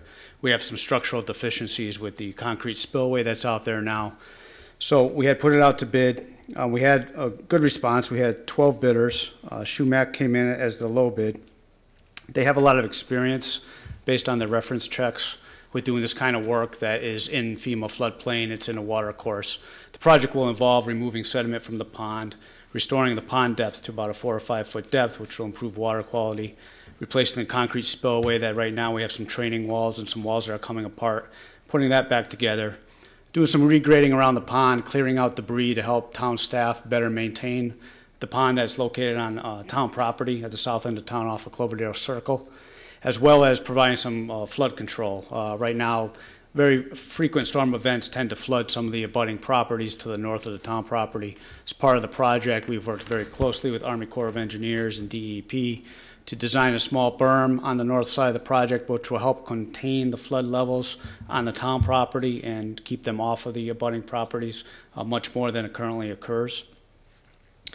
So, like I said, based on my reference checks, they are a very reputable firm. I've talked to a number of municipalities or consultants that represent municipalities that have been working with them for 25 plus years.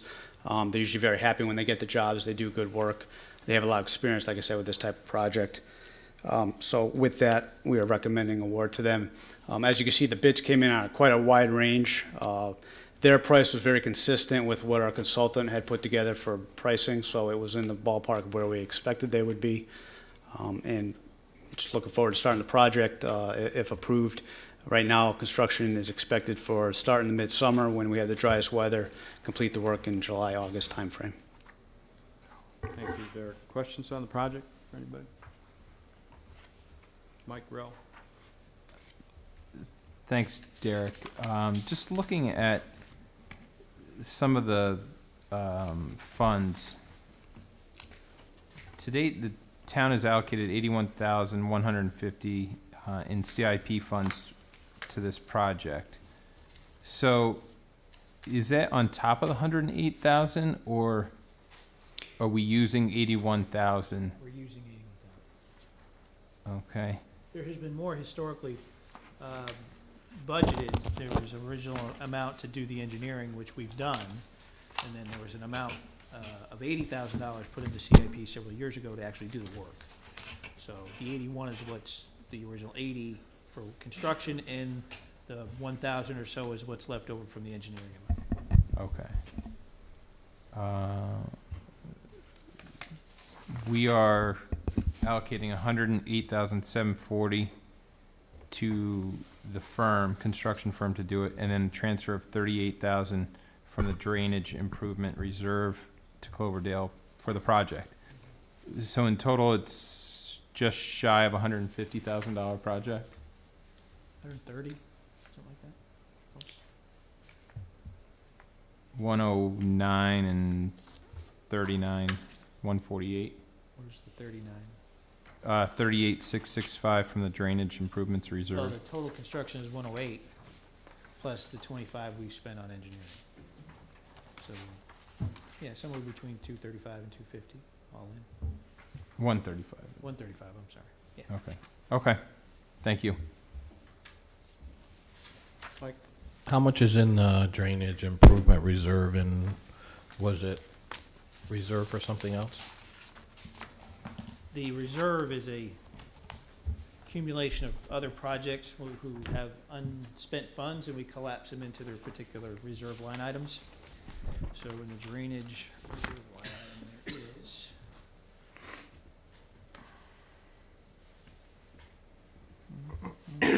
Says $85,000.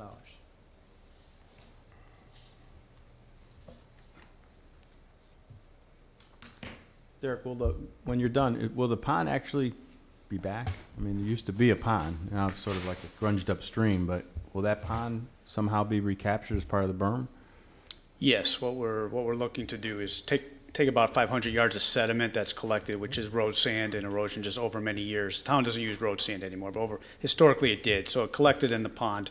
It's been tested. It's been tested as being suitable for reuse on site. So we're going to take that material out of the pond, let it dewater it on site, and then use that construct. We're talking about a 3-foot high berm along the northern property line, which provides more of a bowl for when those higher storms come through. Right now it fills up and overtops the berm and spreads onto other properties. With that, we'll be able to contain it on the town property. We are restoring the depth to about 4 or 5 foot depth. So yes, the idea of the project is kind of restore it as a neighborhood amenity, make it a pond again, correct the deterioration of the spillway, which is getting worse and worse over time. Thank you. So that'll affect the properties on Fox Hill Road, are those? Yes, there's some properties on Fox Hill that back up to it that, Okay. From what I understand, frequently experience some ponding in their backyards as a result of the overtopping of the berm.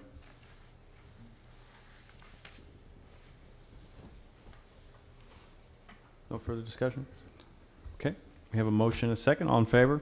Aye. Aye. Opposed? Abstentions? Thank you. Thank you. Thanks, Derek. Let's see. Finally, 4C, Munis renewal. Make a motion to approve an amendment to application service provider agreement with Tyler Technologies for another 3 years commencing July 1st, 2017 and expiring June 30th, 2020 at the proposed amount of $349,563. A second? Second. Thank you. Mike? Yes, Mike O'Neill, Finance Director. This item is, it's an amendment to the current contract that was first executed back in 2006 with Tyler Technologies for the town and the Board of Ed's financial management system, Munis. This is It's a 3-year renewal. It's less than 1.5% increase per year from the price that we're currently paying annually now. The total increase for the 3 years over the previous 3-year extension is about $14,000. Thank you. Questions on this?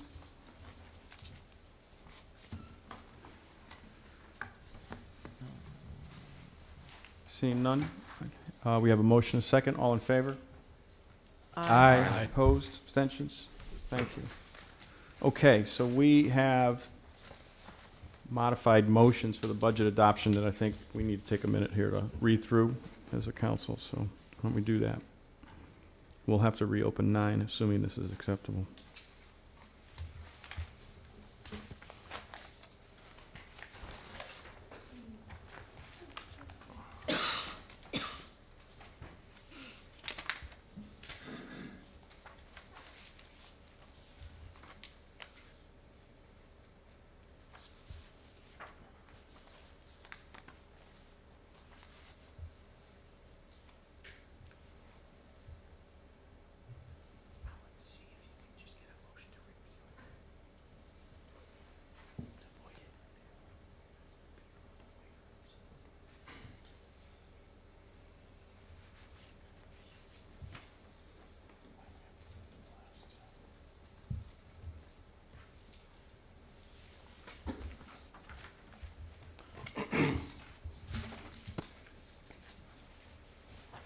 Mike, thank you for giving us that proposed language. I think our first requirement would be to get a motion to repeal number 9 so we can reopen with this new language.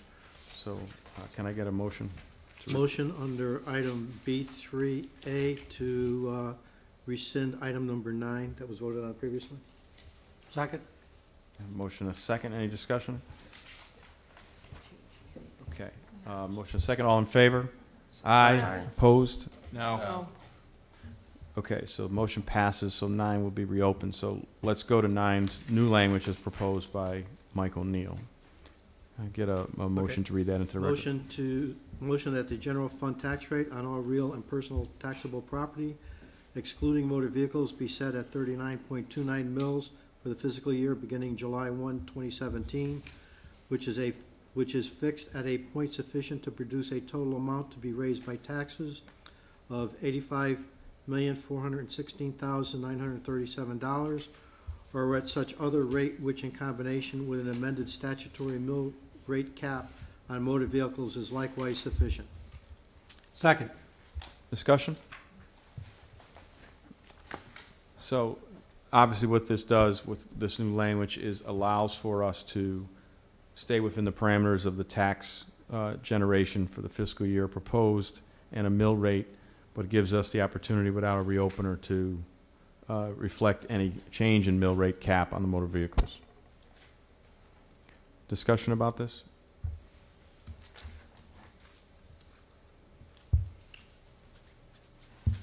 You need another minute? Yeah, I was going to say, take another minute with it.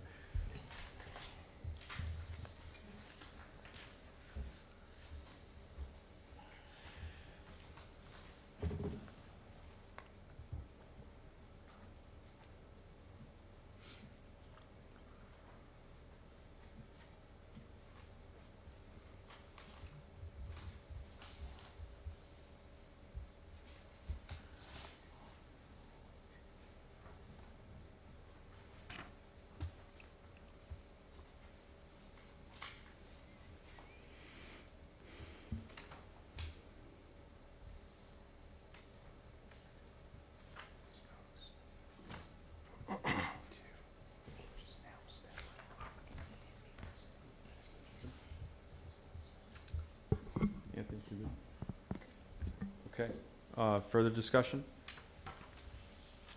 So just for clarity then, statutorily, we're going to be going to a 32 mill rate effective July 1 of this year, I would imagine. I don't know. It's effective now. The statute requires 32 mills for this upcoming fiscal year. It's in statute now. Okay.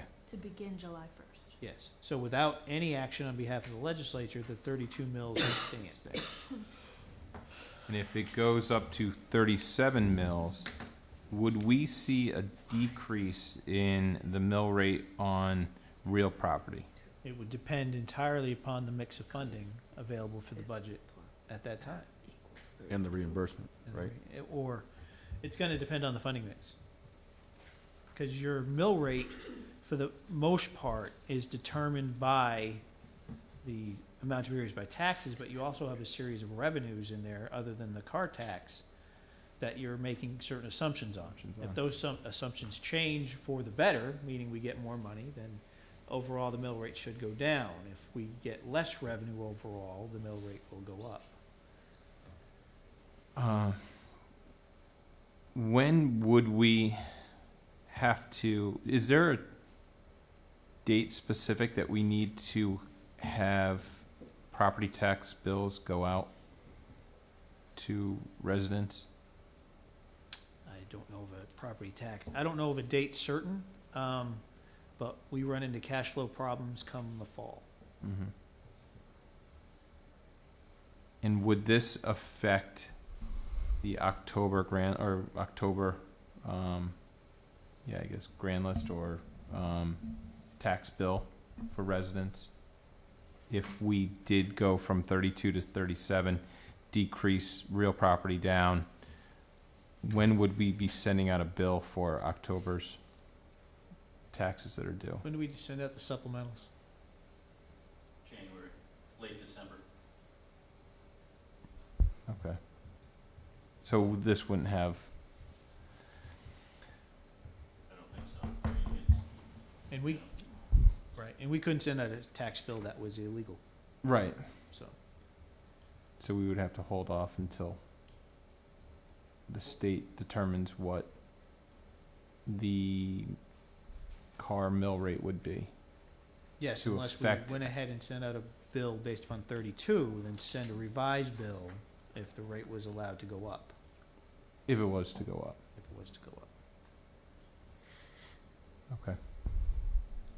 But there would be no revised bill if the real property went down, mill rate on real property went down.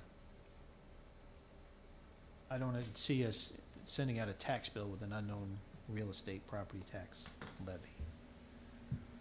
Okay. Now, you could always send out a supplemental bill, but again, if your concern is overtaxation, Mm-hmm.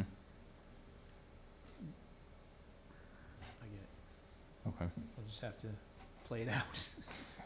Does the reevaluation affect any of this? No, Because that's not till the following. that would be next year's grand list. Yeah, Mike. I had a question on, so if we do come in $4 million short on revenue, our only option is to raise taxes on our residents? Because this is the only out we have, is to change the mill rate? So now we don't have an option to change our expenses, the only option we have is to charge our residents more? If there's a reopener, you can reopen all of it. No, I'm saying, without a reopener, we're just changing this around to make sure we can charge people more, a lot more taxes. Yes, you set your appropriation in the amount to be raised by taxes. Right. So I don't agree with that. Well, no, you've capped the amount you're going to raise by taxes. You have set your maximum tax levy. So if your revenues come from other sources come in short, you have to cut your budget to account for it. Because you've already But set only your on the town side. No. Well, yeah, because you've set your levies for the other two. Correct. Yeah. So this doesn't seem like a great idea. Well, none of, I mean, okay. Well, the assumption on reopener is that everything is gonna be reopened. We've had that discussion with the board as well. I mean, if this the teacher pension thing comes down and the other, impact if they cut ECS and we have a reopener, which we've discussed with the legislative body, Teacher's pension. everything's gonna be And opened there's up. no reason for this. For what? For having this language.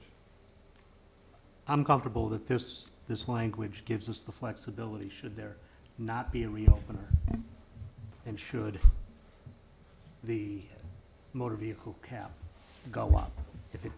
If there's a reopener, it's probably not necessary, but this gives us a little bit of flexibility. Yeah, this change is only to address the potential impact of a changing car cap. Everything that Mike's talking about, which would be a much bigger topic, is going to have to be subject to reopen. Correct.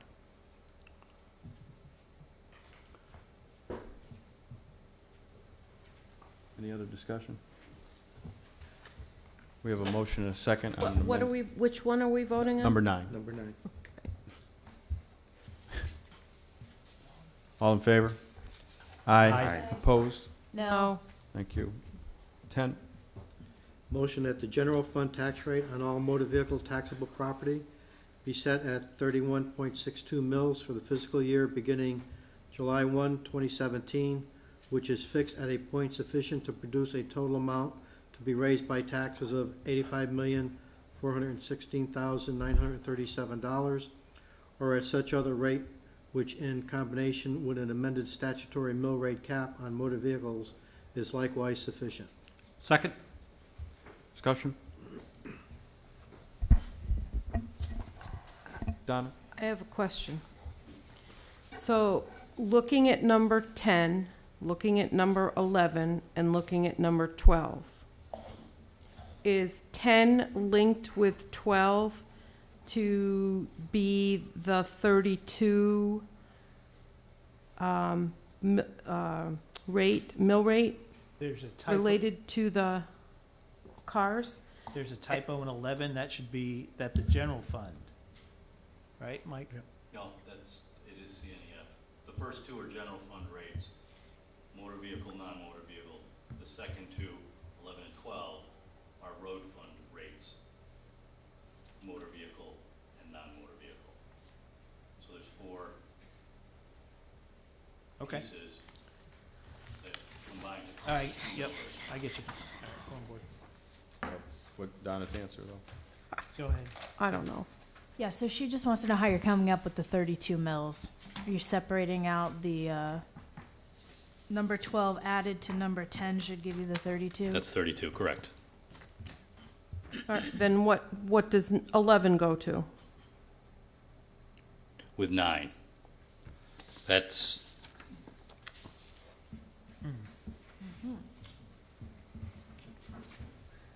combine those are the 39.77. That's the mill rate So on, the actual mill rate is 39.77. yes. And it funds both the general fund and the road fund. Right.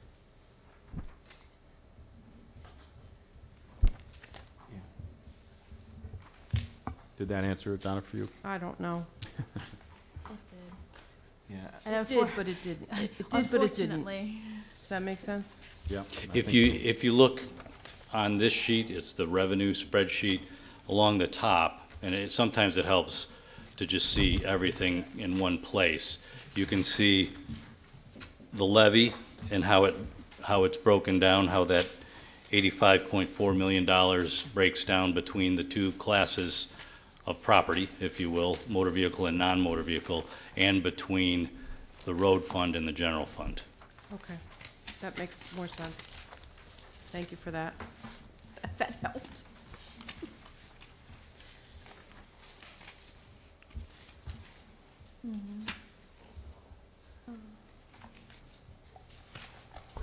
This is linked to here. Oh, no, it's broken. Further, Mike, you had a question? Not a question, well, yeah, it is a question. Yeah, 'cause 39.77, which we've agreed now is 0.38 in 12 added to 39.29 in 9. Where does that 39.77 bring us in relation to mill rates in our surrounding towns? Are we I don't know what the other towns have done for mill rate. actually, yeah, I mean, we wouldn't know because they're in the same process we are in right now. And But- some of them, based upon today's outcomes, have received less revenue than they adopted their budgets with. Right, that they had already adopted Yes. their budgets with. they- So they are going to have to effectively reduce expenditures. They're gonna have to figure that out. Okay. So we can't say we are in the top 10 or bottom 10 of mill rates for the state. It's kind of an unknown right now, but looking at 39.77 I would say it's higher than most. is higher than most, Yes. based upon, you know, looking at prior to this budget season. You know, it's a position I wouldn't want to be in for our town, unfortunately. Again, you know, I know we are dealt the hand that we're, you know, playing with the hand that we've been dealt with from the state, but going up to a 39.77 mill rate is, that's a tough figure to swallow for, not only for me, but for other residents. Thank you.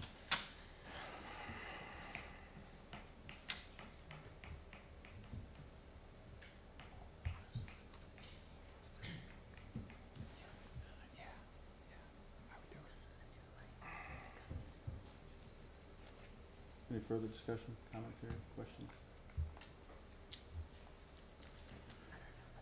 We have a motion and a second. All in favor? Aye. Aye. Opposed? No. 11? Motion of the capital and non-recurring roads fund tax rate on all real and personal property, taxable property excluding motor vehicles, be set at .48 mils for the fiscal year beginning July 1, 2017, which is fixed at a point sufficient to produce a total amount to be raised by taxes of $85,416,937, or at such other rate which in combination with an amended statutory mill rate cap on motor vehicles is likewise sufficient. Second. Further discussion? So this is specifically the road tax piece identified, correct?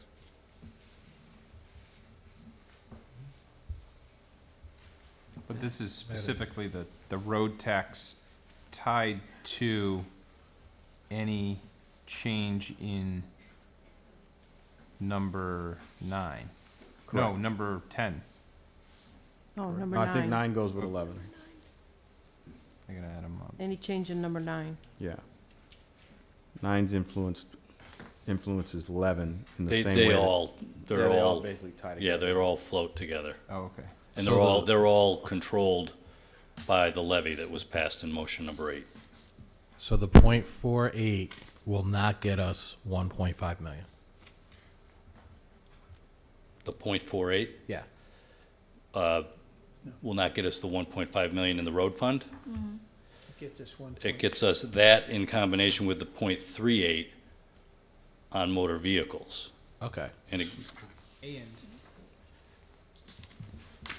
LoCIP money. And the LoCIP money. So why do we need to change these two then?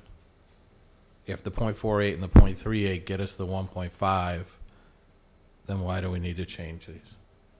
Because the .38 is, what that value is dictated by the statutory cap on motor vehicles. And again, the proposal was if that changes, you know, we try to accommodate a change with Yeah, this in language. all 4 levels. Okay.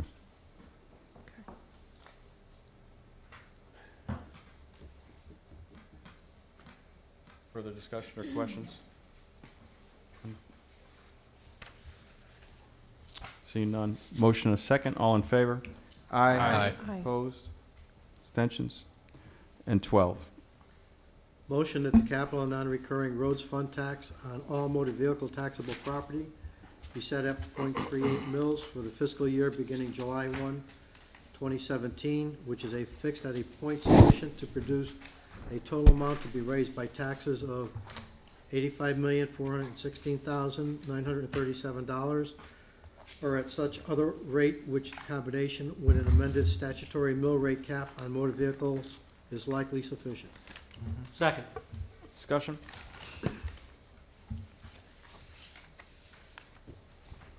Seeing none. Motion and a second. All in favor? Aye. Aye. Opposed? Abstentions? Thank you. We have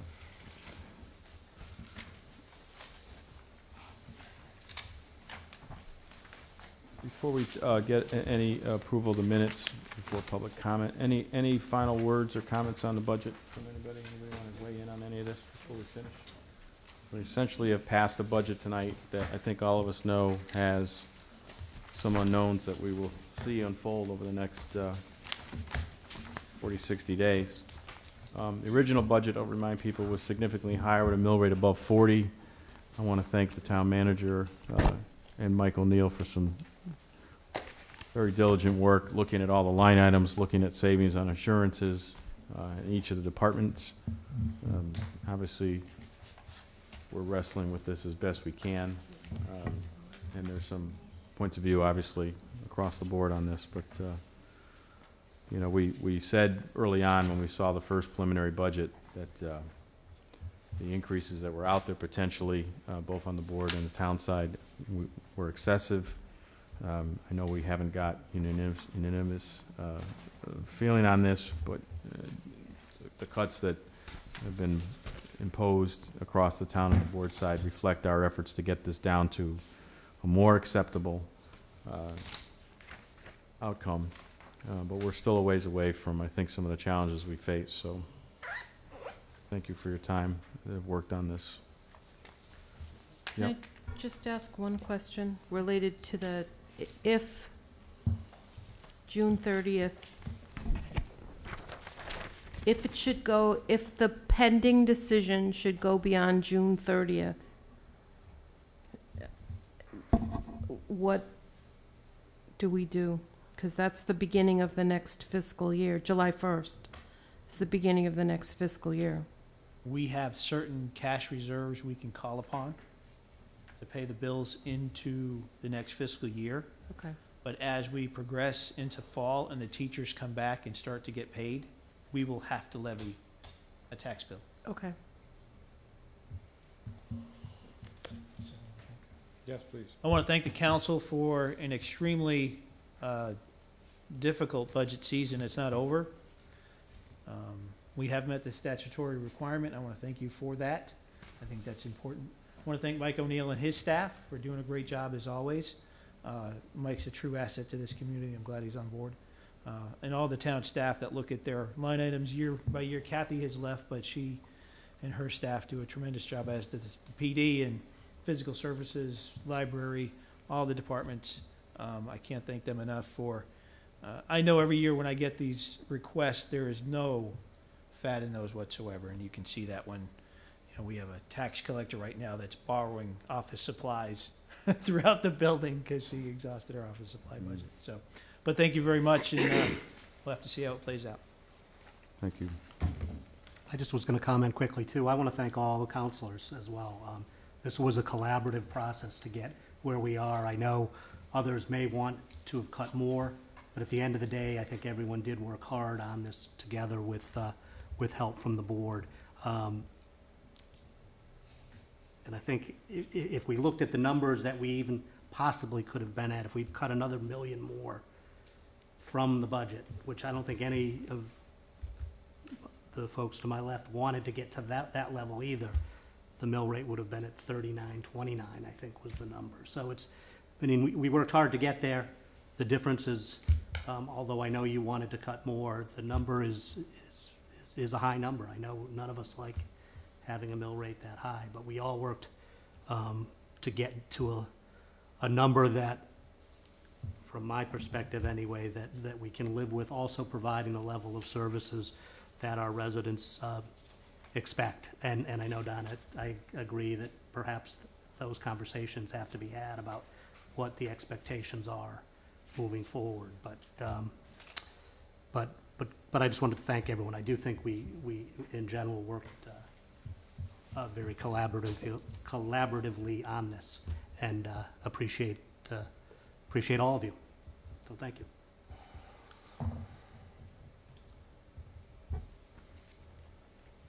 Thank you, Steve. We just have some minutes that need to be approved.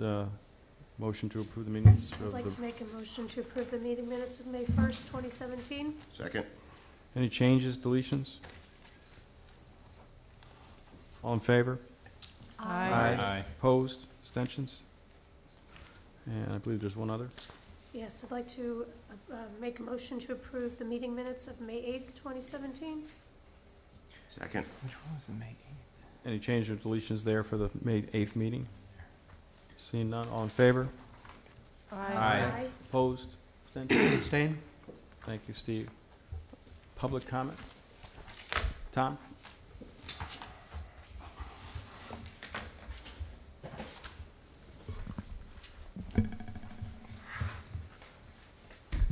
Tom Mazzarella, 600 Walcott Hill. From sitting out in the audience and watching this meeting tonight, it doesn't look like it was a group effort at all. And I'm kind of disappointed in that. I know it's a real struggle, but I would think you'd be able to work it out so that at least everybody agrees on what needs to be done. And some people commented tonight that, you know, it's going to be a lot worse next year and the year after. And sometimes you have to make really tough decisions, and you have to cut deep. My daughter's an educator.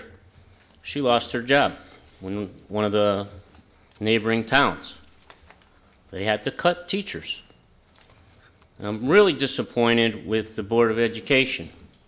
I regularly attend these meetings. I sat here and listened to Mr. Emmett present his budget, and he told everybody that it was an absolute bare bones budget, and that's as low as he could go to maintain the services that they provide. I wasn't privy to all the discussions in your workshop meeting, but I understand there was 3 options on the table: $500,000, million, $1.5 million. And they were asked to come back with a scenario, what that would involve. And tonight I heard that in the $500,000 scenario, there would be staff reductions. The security officer, a couple others, I don't know them, I wasn't privy to that. But nevertheless, they told you all that they were going to have to cut staff to cut $500,000. Now all of a sudden, they cut $500,000, but they're not cutting any staff, and they're not cutting any programs. And I've been saying all along that their budget is just loaded with fat. It's absolute fiction. They're going to provide a good education to all of the students in this town for $500,000 less. And I believe, honestly, they could have done it for $1 million less. You have to put the pressure on them. You don't get to pick and choose. You don't even get to see the detail. We don't even know what they're spending the money on. And yet you approved it. I just don't see it. The other thing I want to mention is, you know, I'm new to this process. I've been coming for a few years, and I sit there and listen and try to absorb how this is supposed to work. And we talk about shared services and ways to reduce our spending. But each year, the budget passes, and all the subsequent town council meetings, the majority of the conversation is spent approving money, spending. It's in the budget. Now we need the dump truck. Here's the 3 bids for the dump truck. Everybody raises their hand and says yes, because it's in the budget. When are we going to start working on cutting the budget? The budget needs to be 80 million, not 100 million. We have serious problems here. And I think, you know, you just have to face up to the reality of it. They're not going to come, the state is not going to come to the town of Wethersfield and say, here's all your money back. You don't have anything to worry about. Just keep increasing the cost of doing business, and on we go. Maybe we have to cut some of the services that the town residents receive. That's the reality of it.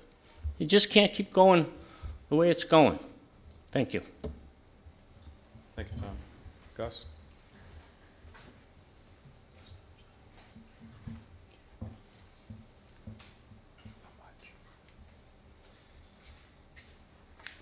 Good evening, Gascol Antonio, 16 Morrison Avenue. Basically, I agree with you, everything you say, Tom. Good job. It is sad, though, and I've been coming here much longer than you. Every major voting, it's always the liberals against the conservative all the time. How can this be? How can, like, one section of it thinks one way and the other one? Somebody's not doing their job. Now, here we go. 3+% increase. The past few years, I haven't got anything. I think the last year was 0.3% to 3%. It's 10 times as much. If I'm going this way, where am I going to get the money? I already paid more than a third of it just for taxes, property taxes. And a comment was made tonight that it just blew my mind. I guess, the fees. If you want to rent something in town, like, I don't know, any rooms or anything at all, like, you got to pay. He says, well, there are people that use it and people that don't use it. So if you use it, you're going to pay. Well, I have not used a tennis court maybe in 25 years, and I'm sure that some of my taxes went there. Why is that? You can pick and choose, I guess. It always bothers me when I see, like, Mr. Rowell said that, the state laid off 100 people. They never talk about reducing the payroll. And, those 100 people at the state that lost a job, and probably teachers that lose the job in towns, like, those are the people that need the most, because are the people that just started. They make the least, and you go out the door first. Can you imagine a 5% reduction, what it would do to everybody? They would not have to lay off anybody, and they would save money too. Let me say another thing too. I've been complaining right here that basically, who represents the town? It's not you politicians. The town manager represents the people that work under him. He got to get along with them. They want to increase. He's going to try to find out, where he can pay more to them. And the Board of Education is the same. They're working for themselves. Who represents the town? Nobody. I don't think nobody represents the town. And we keep on paying and paying and paying. Now, you go all over the place. There are so many freaking houses for sale. Okay? You wonder why. Where do they go? Even our town engineer, the ex-town engineer, he's retired or he was retired. He goes south. If everybody's going to go south, who's going to pay the taxes? How are we going to do it? Keep on going up and up? Guys, I don't think you're doing your job based on what I'm seeing. Again, like, instead of working together, you guys are worse than Washington, D.C. Thank you.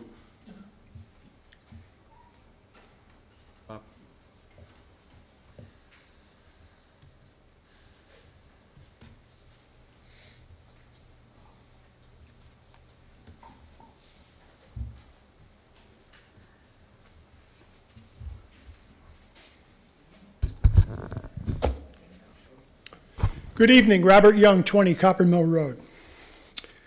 Very interesting evening, very disappointing. In the end results, 3+%. I think it was like close to 3.5% increase. 297. How much? 297. 297, okay, it's 3.3% increase. 297. Thank you. Okay. 297. Got it.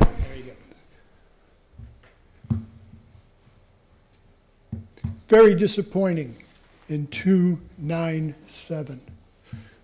I could go through articles that I brought tonight about the state of Connecticut, the 1% increases that we're seeing up at the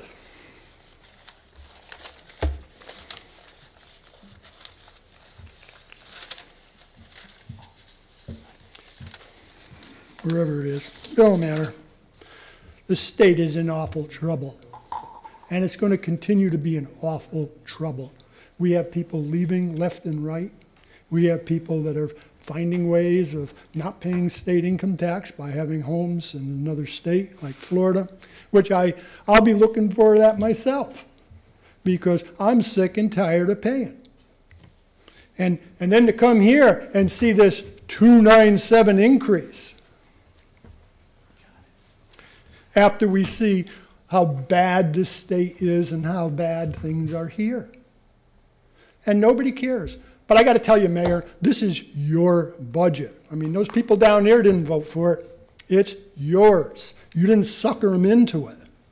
And reading some articles about, and I'm very disappointed again with all of yous, except one, at least on this one particular article, that talks about 2%, 2.5% increase, how some number of you have agreed that that's where we should be. The issue to me that caught my eye was one of them said it should have been flat. And I agree it should have been flat. Matter of fact, it should have been less than flat because of the economy and the way it's been going. And we keep increasing taxes. Wait till the tolls come for the state of Connecticut. I've listened to some of that. Every so many miles there's going to be a toll thing hanging over the highway. Ticking, ticking. Make sure you got that easy pass because it's going to cost you and cost you and cost you. And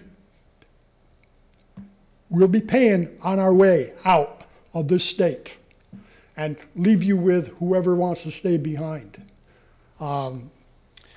State of Connecticut, they just did $352 million bond again. Finch rating system has downgraded Connecticut on their bonds and on their ratings. It says here that Connecticut continues to crumble. Connecticut would need $20,000 from each of its taxpayers to pay for all of its bills. $20,000 each. It just keeps going. We're looking at $2.3 billion next year in a deficit. The following year, $2.8 billion with a B. We talk about Hartford. You spoke about Hartford tonight, how the governor is going to bail out or he's given $50 million. For what? It continues to give them that kind of money all along. Now it's a little extra bonus at the expense of everybody else. And the $100 million that the state taxpayers of Wethersfield send to Hartford in many different taxes, what do we get back? Pittance. And we get a night like this. Everybody's sitting around in doom and gloom. But this is your buddy, Mayor. Your buddy up there in the state capitol who's doing that to everybody. But this was really, what he's doing is a charade, and down here is a charade as well. We know what's going to happen in the end. And the whole thing is nasty to us. But to have 5 people vote for the budget, it's your budget. Your taxes on your house, Mayor, are going to go up 2.97% on the average. I'm sure it'll be more because it's a much more higher expensive home, as well as your Beamer. It's going to go up on that too.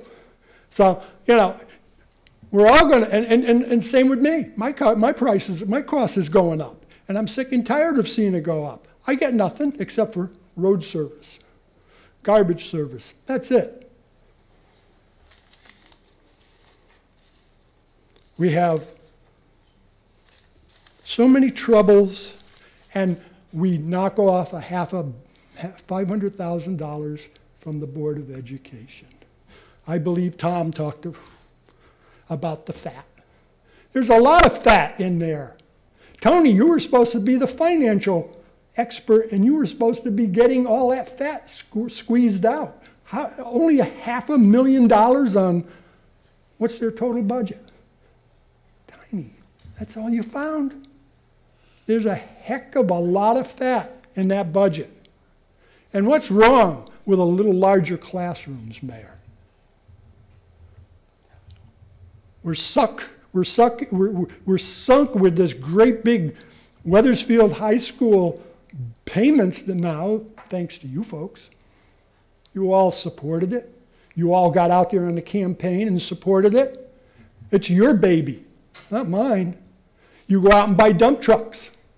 put them on the credit card. Go buy more equipment, put it on the credit card. What did I see tonight? Police chief up here. He wants some more servers. Didn't Harris just put in a whole new system? Yes, they did. You spent millions of dollars up there at that police It's not a radio station. system he's buying. It's a computer network system in the PD, which he's using asset forfeiture funds, which aren't taxpayer funds. They're asset forfeiture funds seized by Good. criminals. Glad you have something that brings in some money. But again, that all should have been taken care of before. Before what? When they were doing the Harris, It's two separate things. two separate things. Okay. Then we look at at renovation of the school. The school over on, I can't even remember the name, Webb School, windows. You know, when are we ever going to get those windows taken care of? You know, it's just like the police department should just get all of that stuff taken care of. The windows should have all been taken care of when they did renovation, but Wethersfield doesn't do it right. They do it wrong, backwards. And here we are today, like Tom talked about, the different issues on this budget. I don't know. I'm just sick and tired of it. I'm just sick and tired of coming down here and seeing you sad saps who sap us constantly. There is no reductions. And you, Mayor, to think that we are worthy of this large increase. You wanted higher. Manager wanted 6.5%. I mean, that was all a game play. Everybody knows that. Sick and tired of this. You know, I just don't know what to say. But thank you very much, Mayor. You're very entertaining. I'm going to hate paying my taxes, like I always do, and I'll remind you of yours. Thank you, Bob. Any other comment? George?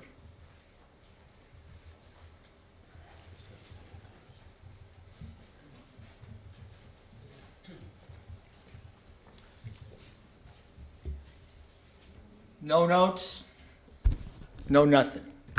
George A. Road, 956 Cloverdale Circle. I haven't been here in a long time. And it's not because I'm not interested. It's because I'm really busy. I've mentioned this little guy who keeps me going. I had planned to come to the council meeting tonight, but again, he changed some of my plans, and I was sitting watching a little TV, almost falling asleep. My wife said, "You awake? Are you awake?" And I said, "Yeah, I'm awake, watching a council meeting." And all of a sudden, I heard Cloverdale Pond, and my ears went zip like that. And I paid real close attention. My life is going to change now that this pond is going to be fixed. I mean, I won't be able to look out and call Paul or call Jeff and say, "God darn it, come over here and do something." I'm really looking forward to a big improvement in the neighborhood. I was really impressed, and I'd spoken to Derek a couple of times, and some of the things that he was describing as being part of their plan were things that, having lived next to that thing since Steve over there was a little guy, 62, 62, we've been over there, it's a long time ago. It made a lot of engineering sense, and I certainly want to thank the council, all of the council, because I didn't notice anybody voting against it. Maybe you did, I don't know, but I didn't notice it. So anyway, I'm really looking forward to this. My wife was tickled pink. She didn't know when I jumped out of the chair and ran out, and I said, "I'll see you." But I really am very pleased that we finally have come to that. Do I want to complain about taxes? Do I like taxes? I don't like them any more than Bob does or these guys do. But hey, I'm old enough to know that taxes are part of living, and you know, we're going to pay them. We're going to have to pay them. Am I going to go to Florida? No, I'm not going to go to Florida. I think I've told you I've got some property in town that I'm planning to retire to permanently. It's down in Old Wethersfield, you know. And that day is getting closer and closer. So, but inside, I've been able to go now. I can say I can die in peace because that pond is done. So anyway, enough said on that particular score. I have not been here for a long time for a number of other reasons, and I have, as I look at my country, I don't put Wethersfield or the Connecticut at the top of my worry list.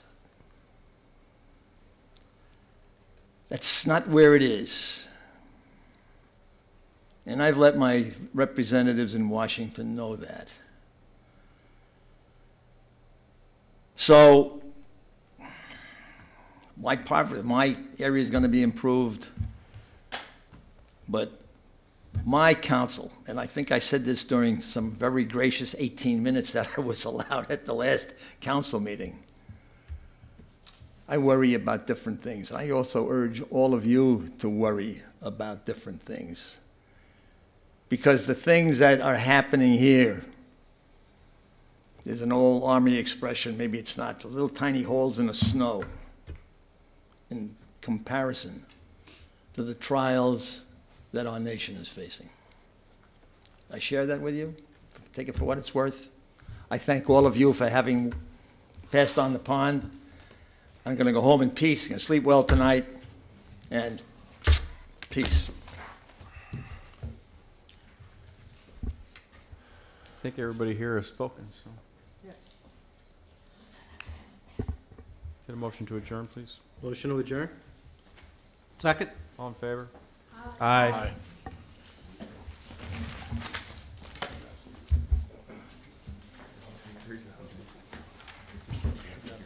You too. Tough deal.